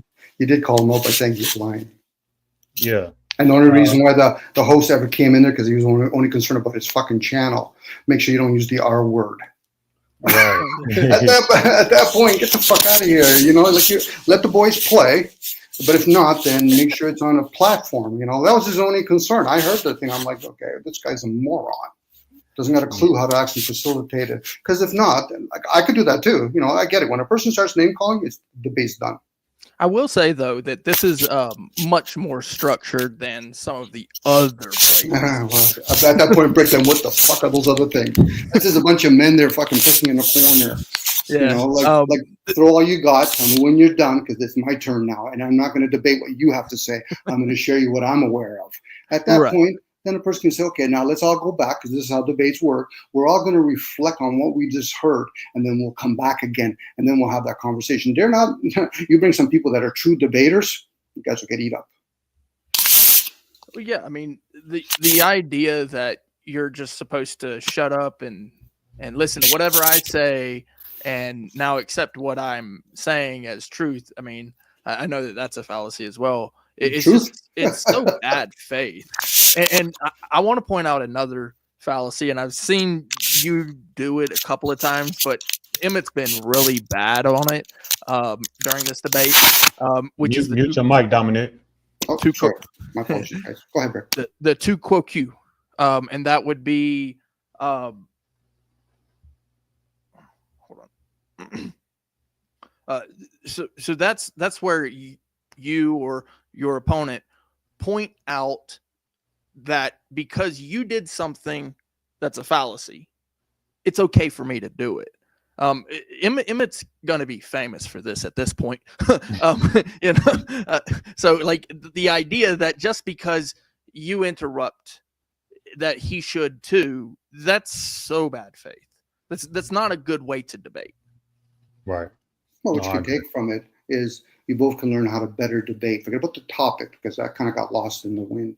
But this I way you agree. can learn better how to debate. So when a person does a lot of their own studying, okay, it's a bit different like when you're doing boxing. I'm going to actually have trainers and all that and understand their weakness. And if I have the skills to get into that. But at that point, people should be armed what they're informed with. I don't care if it's logically, emotionally, you can bring in science, biology, whatever. Become very informed and then present that. Don't wing it and think, okay, once he has a weakness, I'll keep attacking it. That's not debating. You might also be Yes. holding you him not? down. Go ahead. No. Right. I just You have don't? to I just go ahead and create the idea that there must be transcendental, like the transcendental positions in order for me to be able to line up why ethic is important and why they shouldn't be changed according to my preferences. And I can humble myself and say, hey, you know what? I need these bases and these principles in order for me to ground morality. If I don't ground it, then I Okay. have morality. It becomes Okay. whatever I want. So you don't have to know that God exists in order to have objective You don't have morality, right? No, you don't have to. Okay, right. You It's don't not have to. because of So let me telling ask you this then. So let me ask you the follow up. So if you don't have to know, why not just give it to humans then? You know what I'm saying? Like that's the only other options. You know what I'm saying? If you don't know, hold on. If you don't know that your God even exists, right? And what we do know is humans exist and they create moral codes, they create policy, they create law. Why do we have to have faith in God instead of just having faith in ourselves? Let's just give it. Right. So I'm making the point that, he said that we don't even have to know God exists to so-called accept these objective moral realities. And I'm saying that if that's the case, we don't even have to believe that this God even exists to accept morality. Then why not just give it to humans? Because in that case, we know humans exist. And then the only faith that we have to have is that the faith that we'll get it right eventually, instead of appealing to divinity. Yeah, that's why they talk about, when they talk about morale, they talk about human behavior. To have faith in something unknown, which would be God. We might see what's out there and we can give a name God, but that's faith again. So what you're saying, D, is valid. Having faith in humans, meaning that in future, let alone now, then that would be more the knowing that you can actually talk about morals and what does it entail? A lot of times it's just about behaviors, and that's conditioning. That's why in the old days, before the schooling system came to be, parents would be teaching their kids, usually by example, what a moral is. The schooling system, that's not their responsibility to teach morals. It's the same with the media. That's not their job. Their job is to entertain and sell shit to you. So now, what is morals at that point? Because I get the topic was about God and man. It wasn't even about men, but it was about man. According to Emmet, morals is whatever God say that it is, but like I already stated, there's multiple gods, and then he brought his Christian God into the picture, and then I think everybody will concede that some of the Christian morality is wishy-washy too. Some of the Christian morality is up for scrutiny. You know what I mean? It's questionable, is what I should say. So, Well, it's human I thought I behavior. brought that out. Because we don't have faith in ourselves. That's the point. The whole Oh, point you don't have faith in No, ourselves. no. Are you going to You listen to don't. the question? Okay. The point is, we are people that are finite. We are not infinite, and your wisdom is not amazing and great, and it's not the greatest thing in the world, even if you want to believe that you are. Okay. Yeah, but the case is that we don't know if that's the case for God. So he's making this argument against humans, but I can make the same argument against his so-called God. And I said that in my opening, that he will say there's this omni-everything God that he'll appeal to, but he can't substantiate it, right? So he's saying that oh, if you're right, you can't make the claim that humans are this great everything. Well, you can make it about God, but you can't substantiate it. So it's a claim that falls on its face. You can, that means you're just saying it. You're appealing to God, which is begging the question. Welcome, cleaner. Hi. Yeah, I agree with you. There's been a lot of in this debate specifically, and in a lot of other debates, that people who don't have a full understanding of these concepts, they get it wrong, right? They get the arguments wrong. If you look at this whole debate, right, as Emmet is literally arguing the existence of God. Look at it from that point of view, and you'll Hmm. see when I say he's not actually arguing the morals right now. He's arguing the existence of his God versus all other gods. Hmm. And No, that's the problem that he's having. Like, you're approaching it as your God and your morals are a moral construct. And that's what you're trying to get him to understand. He's trying to get you to understand his God is the end all be all. And that's the problem here. He's not approaching the topic on the way that it's supposed to be approached, which is arguing the morals and where do the morals come from. It's not whether or not God exists. The prompt is just, did morals come from God? And he's going into this whole thing arguing that God, his God, is the one God, the right God, the true one. And that and I means he has to argue that his God exists. exactly, and I think I did a great job of leading him into that direction.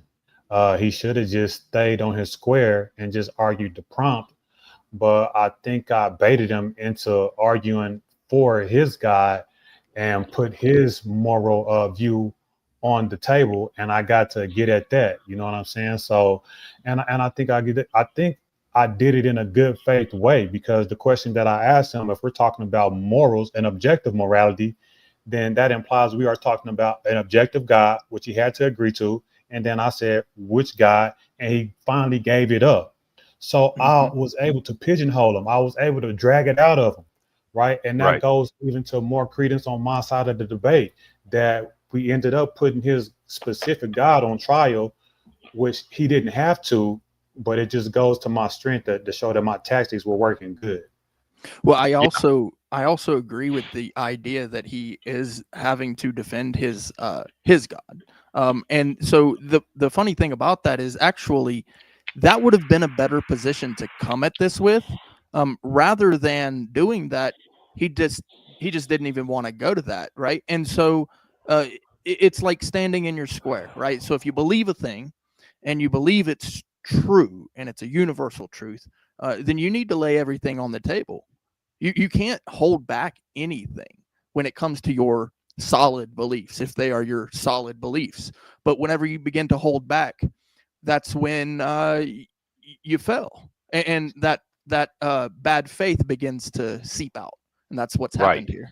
Well, and I think the other thing is, like, DD is in kind of the same age range I am. We've both been through enough life that, like, this kind of argument isn't really going to shake our calm.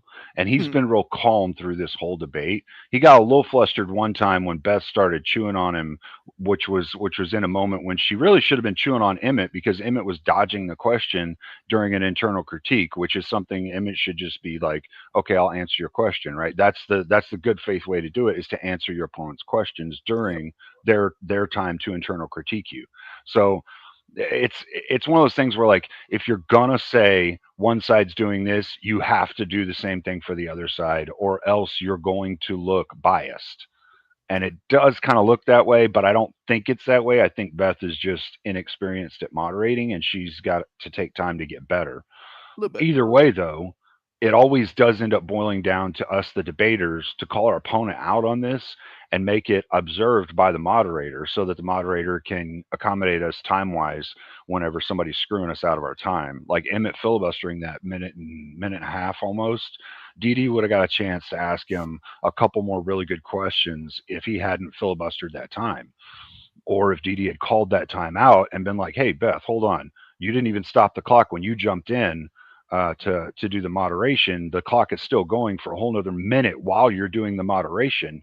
Uh, could you at least stop the clock when you jump in so that I have that minute, or are you gonna, add some time to the clock so I have more time for my internal critique. And I say, DD, that's the only place I really think you need polish, brother. I mean, you approach with good arguments here. You really do. I think you just need to understand more of the debate forms so that you can call people out on their bullshit. I think that's about it, man. No, I totally agree. And Beth interrupting in order to quote unquote moderate was kind of in Emmett's favor because it was helping to filibuster. You know what I'm saying? Like he was talking over me and she was trying to make it seem like it was the other way around. When I wanted to proceed to my next question, I wasn't able to. He wanted to stay on the last question, and I think that I get to dictate those terms whenever we're in the internal critique. So I was trying to call those things out, but it was becoming so contentious. And like you said, maybe it was Beth's inexperience that, made her do those things. But yeah, I agree with you. I agree with you 100%. So Yeah. let's. The whole Oh, point. I get it. The I whole get it. point. The whole point of the idea of having a transcendental is that it's bigger than you. Is that Okay. it holds the standard across time, across generations, and across. But that is his position, not mine, to have a transcendental argument. And I'm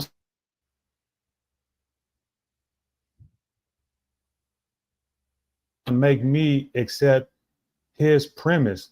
You know what I'm saying? Like he's acting as if I accept his worldview on his face when I reject it.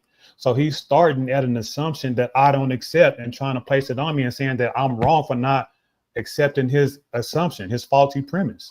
I think that's Right. bad faith or just ignorance. This is what I was speaking to in the beginning when y'all were going through your internal critiques, right? The difference in understanding of the mindsets between the religious believer and the secular mind that may have like an agnostic portion where you believe in a God, but not necessarily that God, or you may just not believe in God at all, right? The religious mind can't understand that you don't have the logical framework of God like they do, right? And you can't understand why they're saying God is fact and logical because from your point of view, there's no fact showing you that God exists. And so this is the problem until both sides can understand that and be able to approach it in that way. The debate can't actually further into the deeper conversation that it's really about, which really all does come down to, does God exist, or is moral framework from the two basic functions of the human cell, which is survive or reproduce, right? And then past that, I mean that's it. That's where your argument really goes when you do a full reduction of it. No, I absolutely agree. And that I think that is the weakness of his debate, right? Because if you come into a debate and you think I'm supposed to accept your premise, accept your position off top, and I reject it because there's no basis to it, right? You can't say because God for everything and think I'm supposed to accept that when that's what's in question. You have to validate that, right?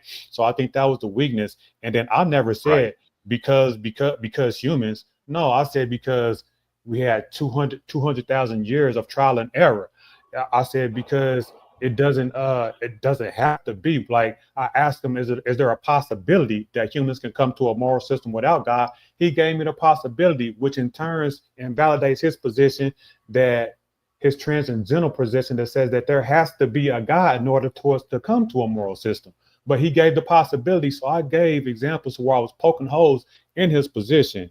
You know what I mean? So with the multiple gods and multiple religions thing, and like I said, that is a perfect way to attack it because he's not under the understanding of what it is that he's actually trying to argue here, which is just the moral framework of his God. Well, I find too interesting, right? So in this position that he's taken, this is why I say that he took the positive claim position, and you're not necessarily taking a negative claim position. You're taking that it is possibly either or both neither. And so like we could definitely say that morality can be a standard that humans came up with, men, right? But then when you say no, it's God, Now you've taken a positive claim that, according to him, is transcendental. That's positive claim.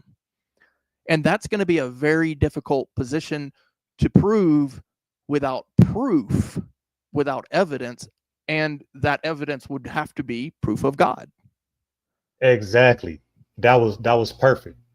That was perfect. So you come into an argument saying your proof is because God said so. So that's where he fell on his face. It's a debate. You have to bring something. You know what I'm saying? Right. And I brought statistics, right? I brought history, right? I brought the fact that you have secular religions that's more nonviolent than religious. What did he bring? What did he bring instead of appealing to emotion and divine mandate, all this type of stuff? He brought nothing, no evidence. I brought empirical evidence, and he just bought his mouth. Well, and that's why I'm saying there is this misunderstanding that the religious believer will always have, because for them, God is logical and factual, and that's it. And if you don't believe that, then you're wrong. But they like most of them are at tier 0 when it comes to being able to fully understand what it is that they're trying to convey to someone. And he's not really doing a very good job of really conveying the moral aspect of what y'all's prompt is. Instead, like I said, he's bringing it back to my God is real, my God is superior. And it's And like, I'm not, if that's not what the actual argument is, like if he said Orthodox Christian God's morals are superior to all others, then he could argue it from that framework. That would be correct then. But like the prompt literally is, does morality come from God? And so, I mean, there's arguments on both sides that could be made, but if you can't understand that the other side may not see your God as a logical fact, you won't even be able to make the arguments correctly, which is what Emmett's problem has been throughout this whole debate. And you then let me flustered add to him that. when you poked holes in that with your multi-religion thing. And that's why he got so flustered and emotional at that moment, starts spurging, because that religious mind has the conflict where it can't understand why you can't understand this fact. See what I'm saying? Yeah, and I agree.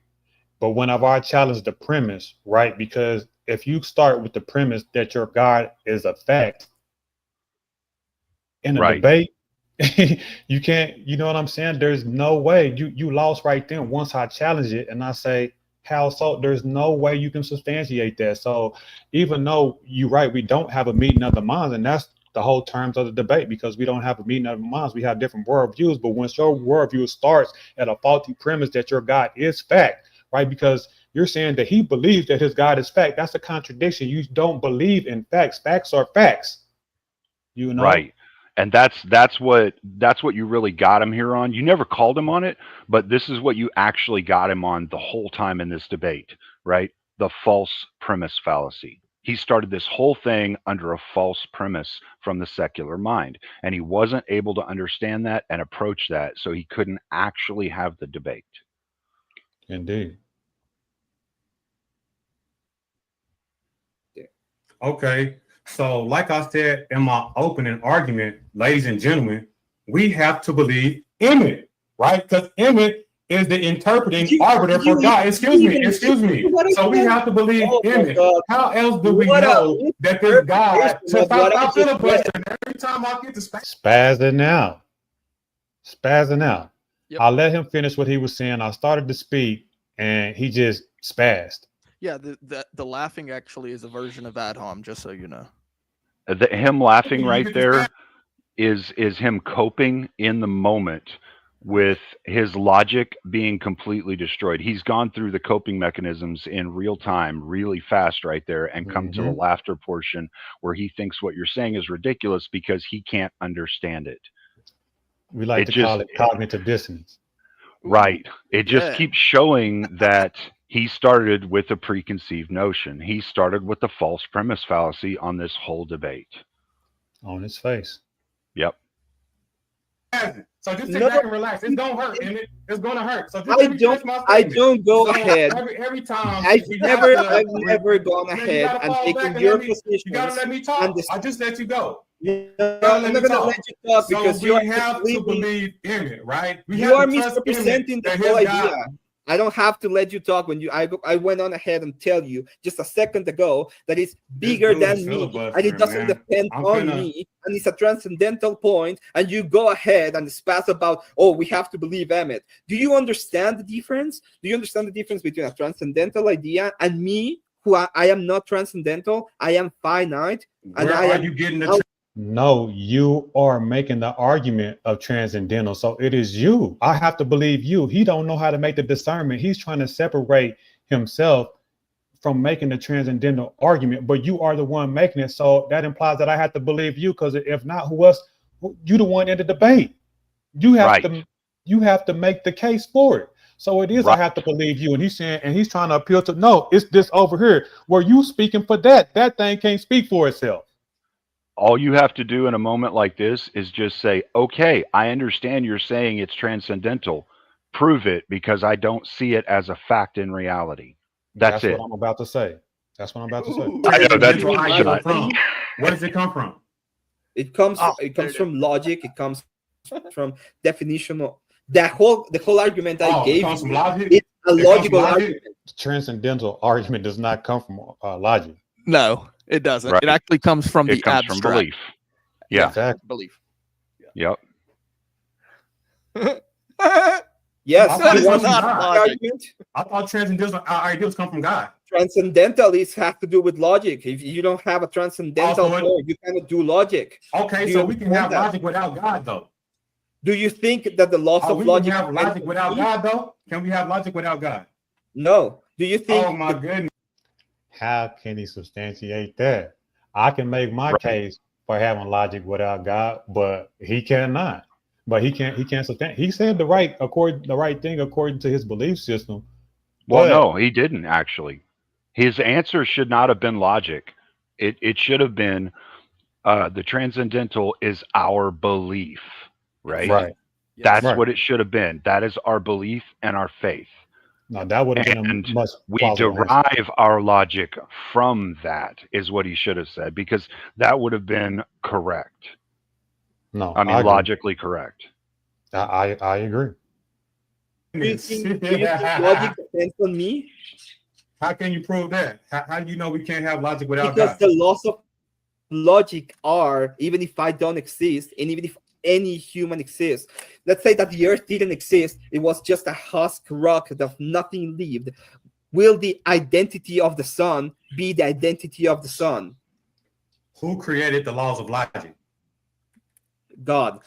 In fact, is the essence. How do you know? that is gonna make his head explode, because every time he try to state these absolute things, the laws of logic, like these laws are laws without men, I don't want to say creating, but at least so when we say like the laws of nature or the laws of logic, right?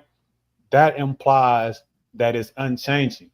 But we have seen so-called laws change, like the speed of light used to be a law, but we know that the speed of light changes, right? We have the law of gravity, right? But we can't even, there's different theories on the law of gravity. We have all different, these kind of esoteric laws that we believe in, but are subject to change through time. So that's why I was making that argument. Like, you know what I'm saying? Like, we as humans, we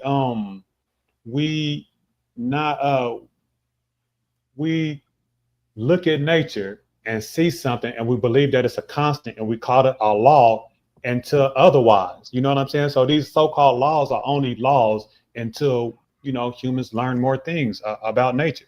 You know that the earth used to be flat? Absolutely. Ridiculous belief. But it was a law at one time. It's his essence. It's part of his nature. Okay, so I'm going to ask you again because you didn't answer. Let's say that God give logic to. Who did God give logic to? Was completely gone and destroyed, and it didn't exist, and humans did not exist. Will the sun be something else than the sun? I'm trying to figure out how we get to this point. I don't want to just grant you to get to that point. I don't want to grant you to get to that point because I have to believe Emmet. Emmet is the arbiter. No, I have to interpreting arbiter of God. Yes, you do. That's my position. That's Yeah, my I have position. a view that believes that if humans did not exist, the sun would be a completely different star. Like, no, I don't know, the most Did massive I star say in the that? universe. And I never said and that. they can just switch positions anytime they want because identity doesn't sustain it. It's not sustainable. Thank you. So Emmet is the interpreting arbiter of God. So if you want to No, know God's objective you morality, think you have to listen humans to Emmet are because the he I has let it. interpreter and arbiters. I think God is I sustained let on him its talk. Every time that I talk, he has to talk over me, right? Even if he Yeah. thinks that I'm straw man in his position, he should at least allow me the grace to at least finish and then retort or rebut. But he can't do that. He has no decorum. You know what I'm saying? So this is why it really got messy because he couldn't control himself. So even if he thought I was lying, he could just let me finish like I just let him do 2 times in a row prior. Yeah, man. Right. And this is why I'm saying, like, you've self. got a very calm demeanor when you're debating. And if you brush up on your form and your understanding of fallacies and actually Yes. calm people out on the bullshit, like, you'll do fucking great, bro. You will. Yeah, and let him Because spur. this Let him is the spur. type of bullshit you'll end up dealing with on both sides, left, right, anywhere, whenever they're not able to actually understand and approach the concept. And I think for Emmett, to be fair, he has he has a big language barrier where he's trying to learn to use the right words while he's arguing. Yep. But this is the type of behavior you'll see whenever people get to the point where they're not able to represent their argument correctly. They end up getting Articulation. emotional. Yep, very much so. I agree Yeah. that his articulation is a little lacking. He's definitely got some work. And this was probably good for him. I would say that if he really wants to learn about that stuff, that some of those debate bro type channels, you know the ones, Right. they're definitely beneficial because it will get you better real quick. You know, Yeah. it will. Indeed. I will also critique myself in the same way. I got to get my verbiage down packed better. Also, this was like my first formal debate that I've ever had. Any other time I've debated people would just been on the whim, but to Right. able to get the time to prepare for a debate, I really enjoyed that aspect of it. I really had fun, but I stumbled and fumbled a lot of times too. You know what I mean? So, and granted, he may have a language barrier, but I think that he knows some of the fundamental concepts that comes with his position even better than I do. You know what Well, I'm and saying? So I want to kind of just real quick refute one of his points that he was speaking. In I guess they say 5 billion years, the sun will no longer be the sun; it will be an explosion. So no, the sun won't be that's the true. sun forever. That Well, is that's true. another thing, though. That's also a presupposition because maybe over the course of the next 5 billion years, we as human beings figure out that we can take the hydrogen from Neptune, put it on the sun, and keep the sun going an extra 5 billion years. You know what I'm Right? saying? Like we Yeah. may figure out some science to keep our sun propagating life forever. So Well, even that that is a presupposition. I like well, I that. I've think never heard that type of theory. That's well, interesting. that's because he just made it up. Of course, we're talking about stars being stars by themselves without human intervention. That Right, was right. what I he was get that. asking. Will the sun Yeah. be the sun 5 million years from now without human intervention? That's what he Right. was trying to I would. imply. The thing is, though, I would tear him to shreds on that because I wouldn't allow him to ask that question. Like if Emmett had said the sun will be the sun in 5 billion years, but it'll be different then, right? Then I would say no, not necessarily, because we and human beings have evolved a lot over the past 100 years. In another 1,000, we may reinvent a way to repropagate the sun's heat and keep it going forever.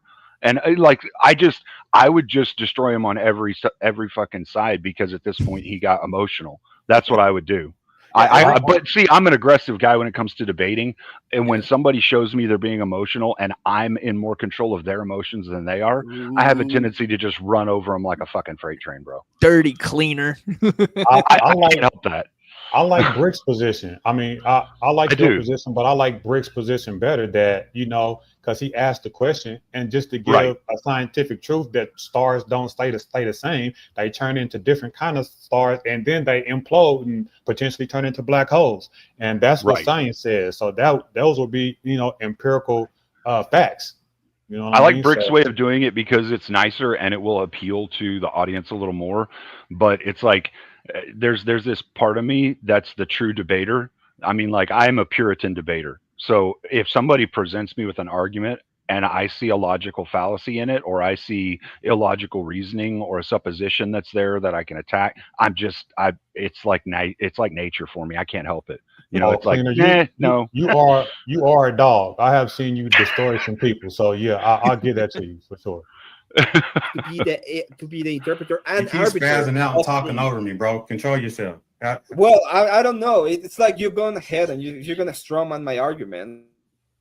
So I'm not going to let you strawman my arguments. I don't do that to So you. in order to get objective morality, we have to then believe men or a scripture, which if we're going to go ahead and believe man or a scripture, then we might as well just have social contracts, which man has already doing. And we don't have to give it to a divine source. We can just simply have faith in man, which man has done for thousands upon thousands of years before recorded history ever happened. You know, man was relying on himself. And then, you know, man projected God, you know what I'm saying, and projected ethics onto God and then accepted it. That's fine, too. I don't have a problem with religion, God, or morality, right?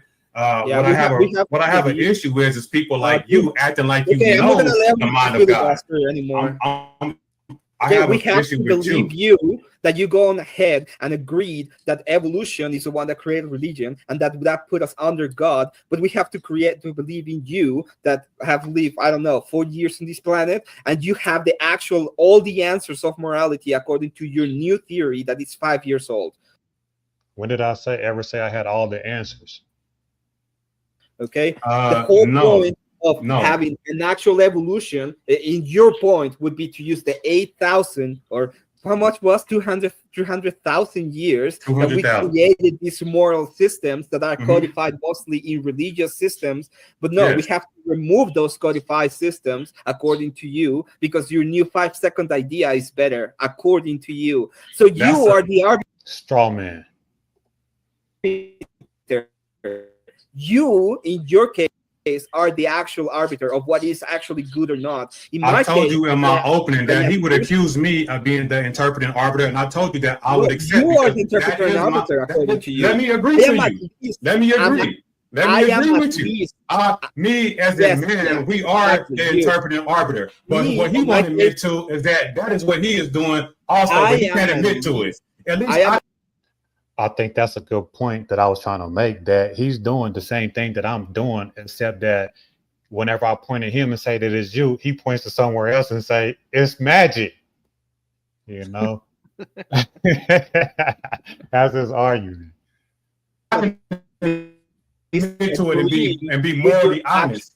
He can't be morally honest. Yeah, I am at least actually agreeing with your evolution moral standard and using that as a base to say, hey, maybe all of the evolution and all of the actual systems and progressions that we had and were given to us to our forefathers are the actual idea of what moral is. And thus, God has to be a truth of the matter. And I have to humble myself and agree. Therefore, God has to be. Faulty premise. Yeah, it's actually circular reasoning too. So because he's saying morality exists because of God, God exists because of morality, morality exists because of God. Right. Now you're literally going around in circles, and it's just it's with a belief. No substantiation. Yeah, exactly. You've got him stuck in the Agrippalus trilemma, where it's an infinite loop. Infinite circular. Indeed. Agree that God exists and he is the arbiter of truth and good and morals. You're gonna go that will be just fine. Don't filibuster the last few minutes. I'll let you go. That would be the case if we knew that was the case. But the thing is, we don't know if that's the case, because he already consented to that he already acquiesced to that we have multiple gods, multiple realities, multiple moralities, and then we don't even know which God to choose. Why you got to filibuster? That is the case according to your filibuster. You won't even let me get mine out, bro. Yeah, Emma's name is now Buster. Filibuster, that is. Like You're gonna be a master debater after all of this, Oh, bro. shit. Yeah, I'm telling you, man, like you make a lot of good points here. And look, you know from our past conversations, like I follow a more orthodox Christian ethos as far as how we should live our lives, because I do believe it offers us a better prescription. But even I can look at how you're approaching this and I can say you've got the arguments to decimate opponents that are not approaching this on the right framework. I mean, it's just factually true. I really appreciate that, and that's all that I was asking, is that he would act in good faith. But some people, we in a debate, so I can't expect him to be like you won in the middle of the debate. But if anybody had their listening ears on, he couldn't keep up with me. I was making points, and then he was constantly saying because God, you know what I'm saying, and I don't think that should fly in a debate whenever we're supposed to be bringing, logic, evidence, facts, statistics. Right. You know what I'm saying? And I think I brought logic, evidence, facts, and statistics into play. I don't think that he did.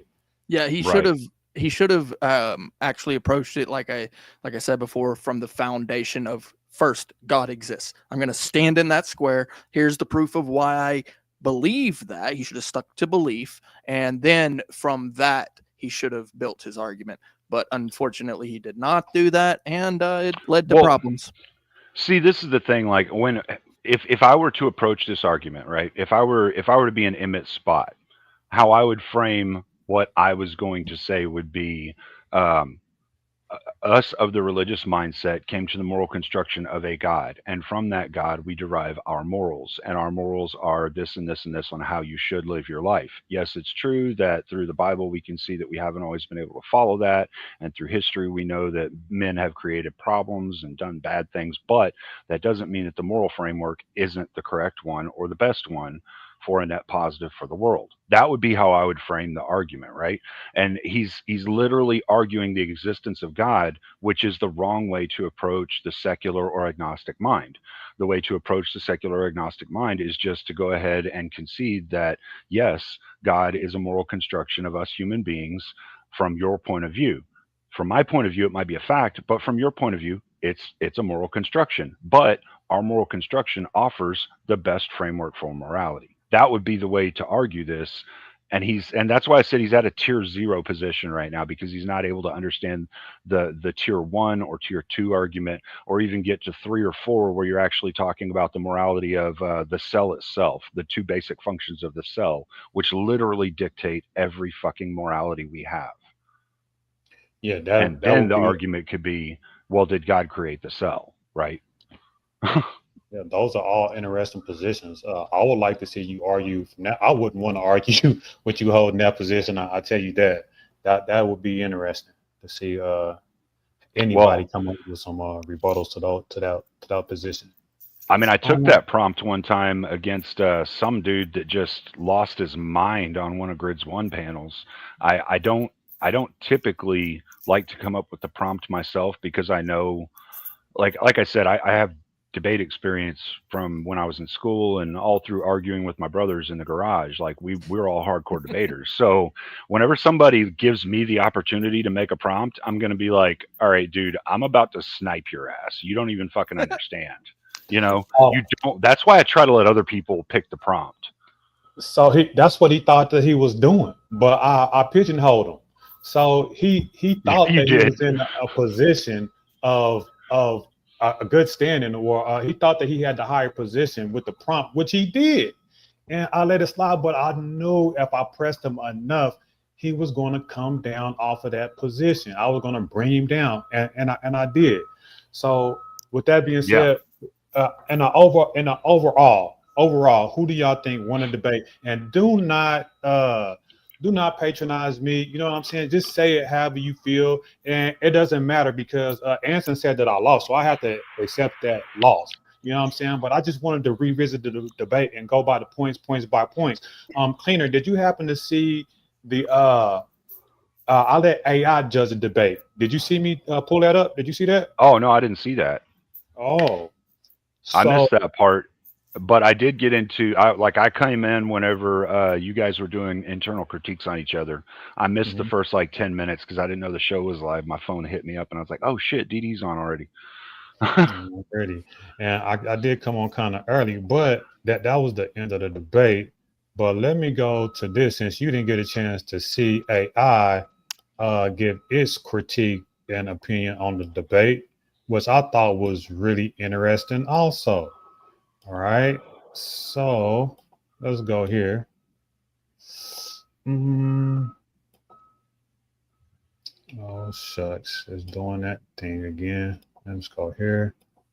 Go here. Theosophy. I like that. That's a good merging term, Dominic. I like that. Theosophy. Philosophy and theology merging. I like that. Can I share something, guys, before you play that? Actually, if I'm okay, go ahead. Oh, I thought you meant like share something on the screen. You wanna say something? Yeah, just based on the topic. You know, if a person's having a topic, in this case, is morality created by God or man? If it was just, is morality created by God, you both could have had a debate on opinions. But because it was, is morality created by God or man, sounded like you took one side. He obviously took the other side. This is where the host has to say, okay, so let that person share because they're talking about God. You're going to talk about logic. He never put me on the defense too much. I see what you're saying. I did have one side most of the argument, but he wasn't able to put me on the defense like I put him on the defense. Again, this wasn't about defending or attacking. If you guys are talking about the same thing, then you can play that defend and attack game. But because you're sharing each other's point, this is kind of like referees watching or judges watching you guys punch back and forth. You guys are trying to determine who won or lost, opposed to, was it structured? So in this case, if it was just talking about God, you both could have debated that with opinions, and then you could have gone back and forth.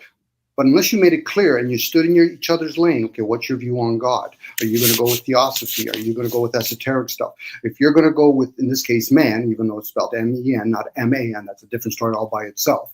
So at that point, you have to say, okay, I'm going to explain on my side. And then you can say, okay, are we debating on two different branches? You guys didn't pick a particular topic. You guys made a very overlap. That's like, Don, you value black and he does white and he's going to denounce me. No, stay on your lane. You talk about white and I'll talk about black. But if we're going to talk about this one shade, then we can debate with each other with our opinions. And then I can talk logically. I could talk spiritually. I could talk biology. I could talk about belief systems. So you guys were basically going sideways a lot. Yeah. What was the original question that you wanted to ask, Du, when you were doing the choice for topic? No, I just wanted to make it more specific, and he wanted to keep it broad. And I didn't agree, but I was just like, okay, because I was betting on myself that I could make him go specific. So I wanted to be like, is morality created by the God of the Bible or by men? You know what I'm saying? Something more specific. Right. So we didn't have all that time me trying to pull it out of him. You know what I'm saying? So that would have been more. So from what I understand, then Dom, that was actually what Du wanted. He did want a specified topic, whereas Emmet was actually trying to make it broad. And because of that, when he chose that topic, and he provided two different opposing sides. Yeah, at that point, Du's like, yeah, okay, whatever. So that is actually what Du wanted, exactly what you're talking about. So well, and DD did try to bring it back to the actual prompt when Beth interrupted that once and was like, yeah, but the prompt was morality created by God or man? And that's what I'm trying to debate with him here. And so he just kept going back to, is God real? Right. So let's get through these because I got to wrap it up here in a second. Cool. So this is me giving the debate to ChatGPT, and as you can see, I didn't leave it. I said, if I give you a YouTube link, can you judge a debate for me? Let me see if it'll let me blow this up. It will not let me blow it up, so I hope it's not too small for you guys to read. It's clear. Okay. So it says, absolutely, I can help with that.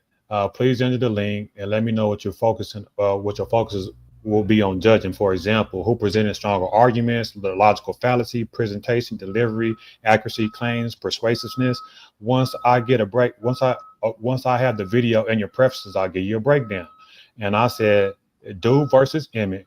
Is morality created by man or God? Me, do. I took the position that man created morality. Use whatever debate metric you want, but use a variety of metrics.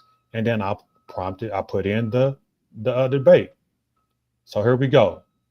Do man-made reality versus implied theistic view.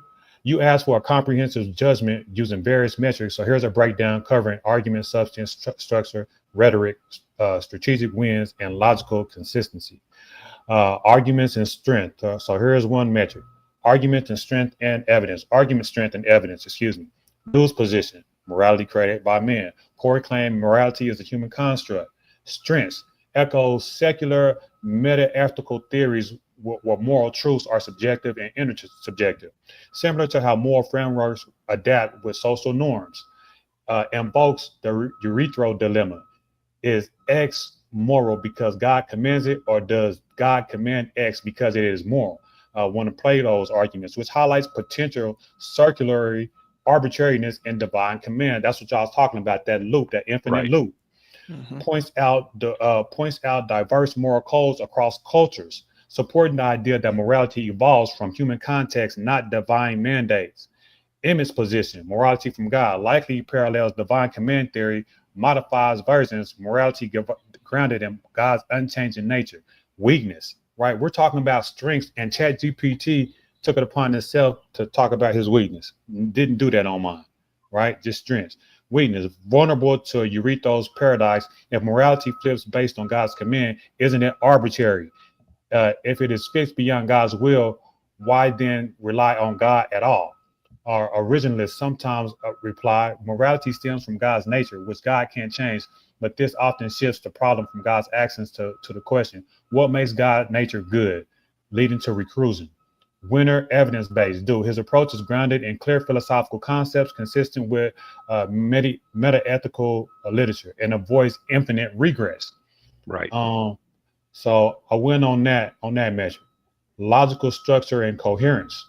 Builds from clearly defined premise, morality built by shared humanity, reaction to cultural practices, logical implications of divine theories.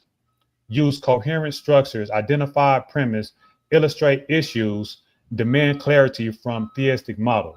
Emmet likely starts with the premise God is moral, faces demands to explain why God's nature is the final standard, why God's commands aren't arbitrary, why morality needs divine origin when human societies can independently decide.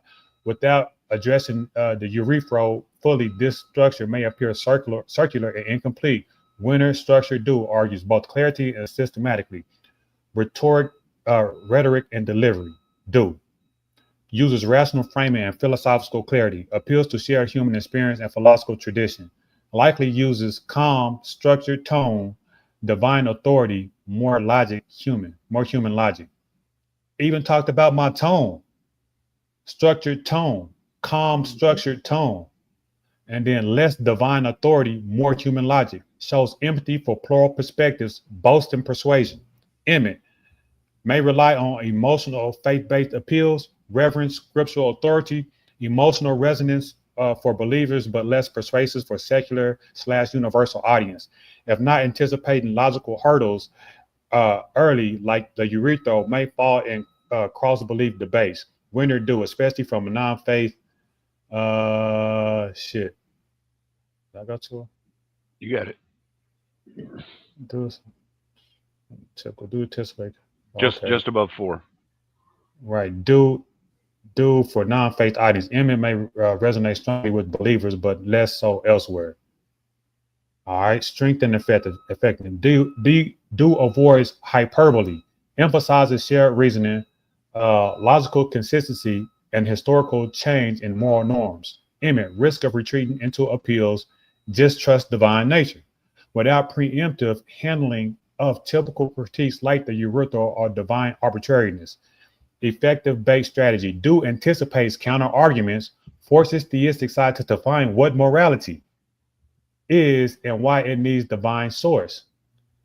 Do owns philosophical playing field, the winner, and the strategy, logical consistencies and fallacies.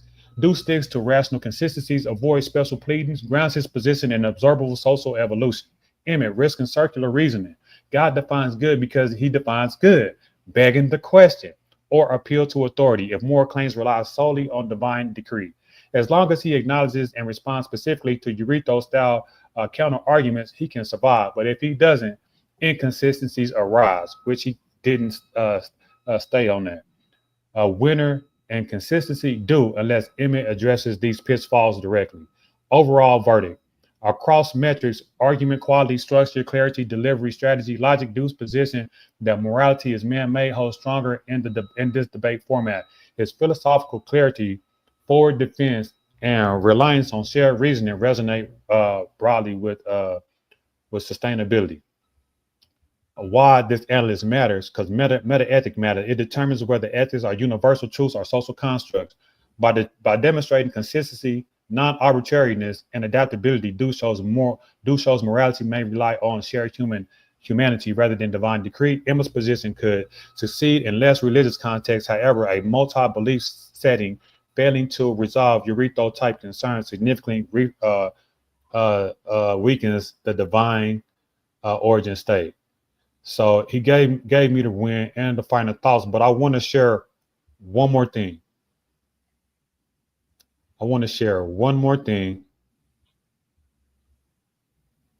And I think the this only one, thing that AI missed in reality was during part 5, where it was talking about the logical fallacies. It missed that Emmet's entire argument structure was based upon the presupposition of God.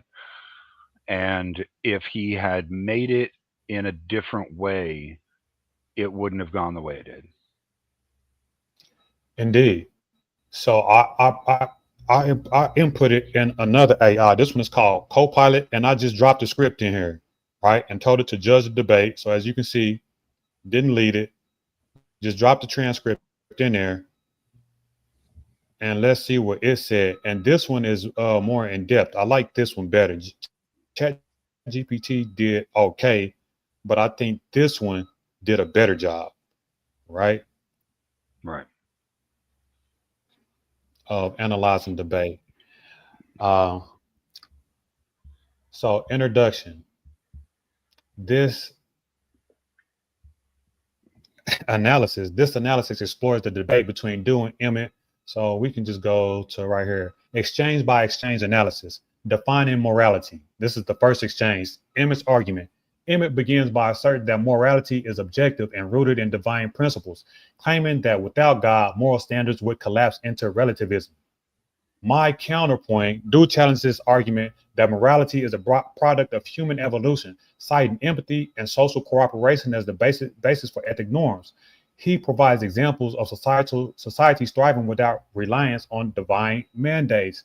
Analysis: Emmet's reliance on the assumption of God's existence presents a logical gap, while Do's evidence-based approach is more compelling. The winner in this exchange is Do. So that's giving it up that he relies on his God for the premise. The existence of God is the premise. Second exchange: evidence versus faith. Emmet's argument. Emmet appeals to faith and tradition, stating that the belief in God provides social cohesion and moral stability. Do's counterpoint.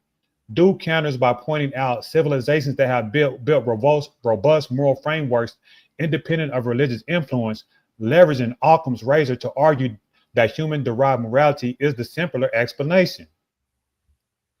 Analysis: while Emmet's appeal to tradition resonates with some audience, his reliance on faith lacks empirical support. Do's use of Occam's razor strengthens his argument, securing another win for due diligence in this exchange. Third, fallacies and missteps. Emmet argument. Emmet argues that without the moral compass provided by God, humanity would descend into chaos, using the slippery slope fallacy to suggest that rejecting divine morality leads to social collapse.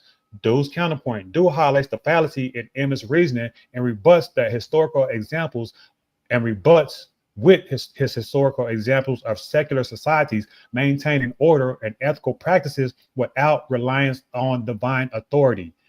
Analysis, Emmett's slippery slope argument undermines the credibility of his position, while Dew's logical dismantling of this fallacy demonstrates intellectual rigor. The winner here clearly is Dew. All right, rhetorical strategies.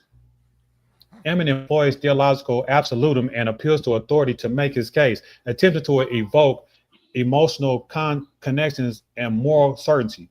However, these strategies falter in the absence of universal accepted premise. Do Do adopts pragmatic and evidence-based approach, leveraging historical examples and logical tools like Occam's razor. His rhetoric is tailored to appeal to reason and empirical observation, which lands effectively for moral audience. Conclusion and winner. The debate between Dewey and Emmet underscores contrasting paradigms on morality's origin. While Emmet's arguments are rooted in faith and tradition, they falter due to a logical collapse and reliance on fallacies. Dewey's pragmatic and evidence-based reasoning proves stronger, leading to his victory in this debate. The outcome highlights the power of logic and empirical support in persuading a formal audience. Right. There you have it.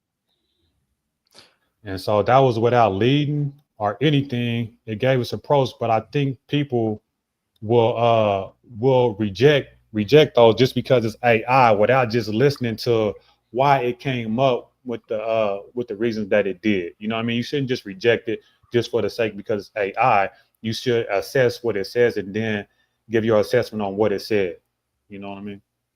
Yeah, I agree. And I do agree with the AI.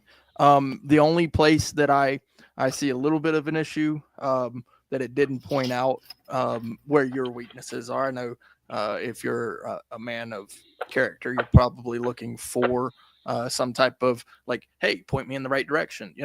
And in that, I would say the only couple of things that I saw during the debate, you were very good about not falling into fallacies, most of them. But the only two was the tu quo Q, which I mentioned, before, which is pointing out your opponents doing something so it's okay for you to do it, interrupting, blah blah blah. But you weren't like going hard at all. But then also the it's called argumentum ad hominem. So it's like ad hominem, but again, kind of like the tu quo Q, it's pointing out that, well, my opponent's doing it, so it's hypocrisy. So it's a hypocrisy. So just those couple of small areas, but other than and for real, you were very, very masterful in this. So yeah, keep up the good work, man. I would say, my position also, by the way, isn't necessarily either one of those positions. I actually don't believe morality exists at all. I believe it's a made up concept altogether, that it's not something that can even be attributed to malice or good or anything like that. But, in the spirit of the debate, you were a boss. Good job. I appreciate it. Yeah. Yeah, I think it was really good. I could see where Anson would add and deduct points for different logical fallacies, different framing, because he's more Puritan when it comes to debate structure. But when it comes to a full on debate like that one and not a speed debate, you have to get into more of the claims of whether or not this reaches the audience, whether or not this is a fallacious argument, like whether it's logical or not, whether it follows reason, whether it ends in circularism. I mean, if it falls into an Agrippan trilemma, then that's literally a logical fallacy and your whole argument is just thrown out. So I don't necessarily agree. If he said that Emmet won on this, I don't necessarily agree with him. There's a number of spots where you can see that Emmet went back into the circular. I think it was 3 times that I personally counted during this that he went circular with things, and you identified that pretty well. I mean, like I said, I think you do a little spit and polish to your debate tactics and structuring, and you're going to be destroying people. Man, I appreciate that. And I appreciate you guys for stopping by and showing some support, whether you agree with me or not. I hope you guys still enjoyed the debate, and I'll talk to you guys later. This is another episode of the Principles in the Book, and I'll talk to you guys later. Peace. Stay safe, bro. Later.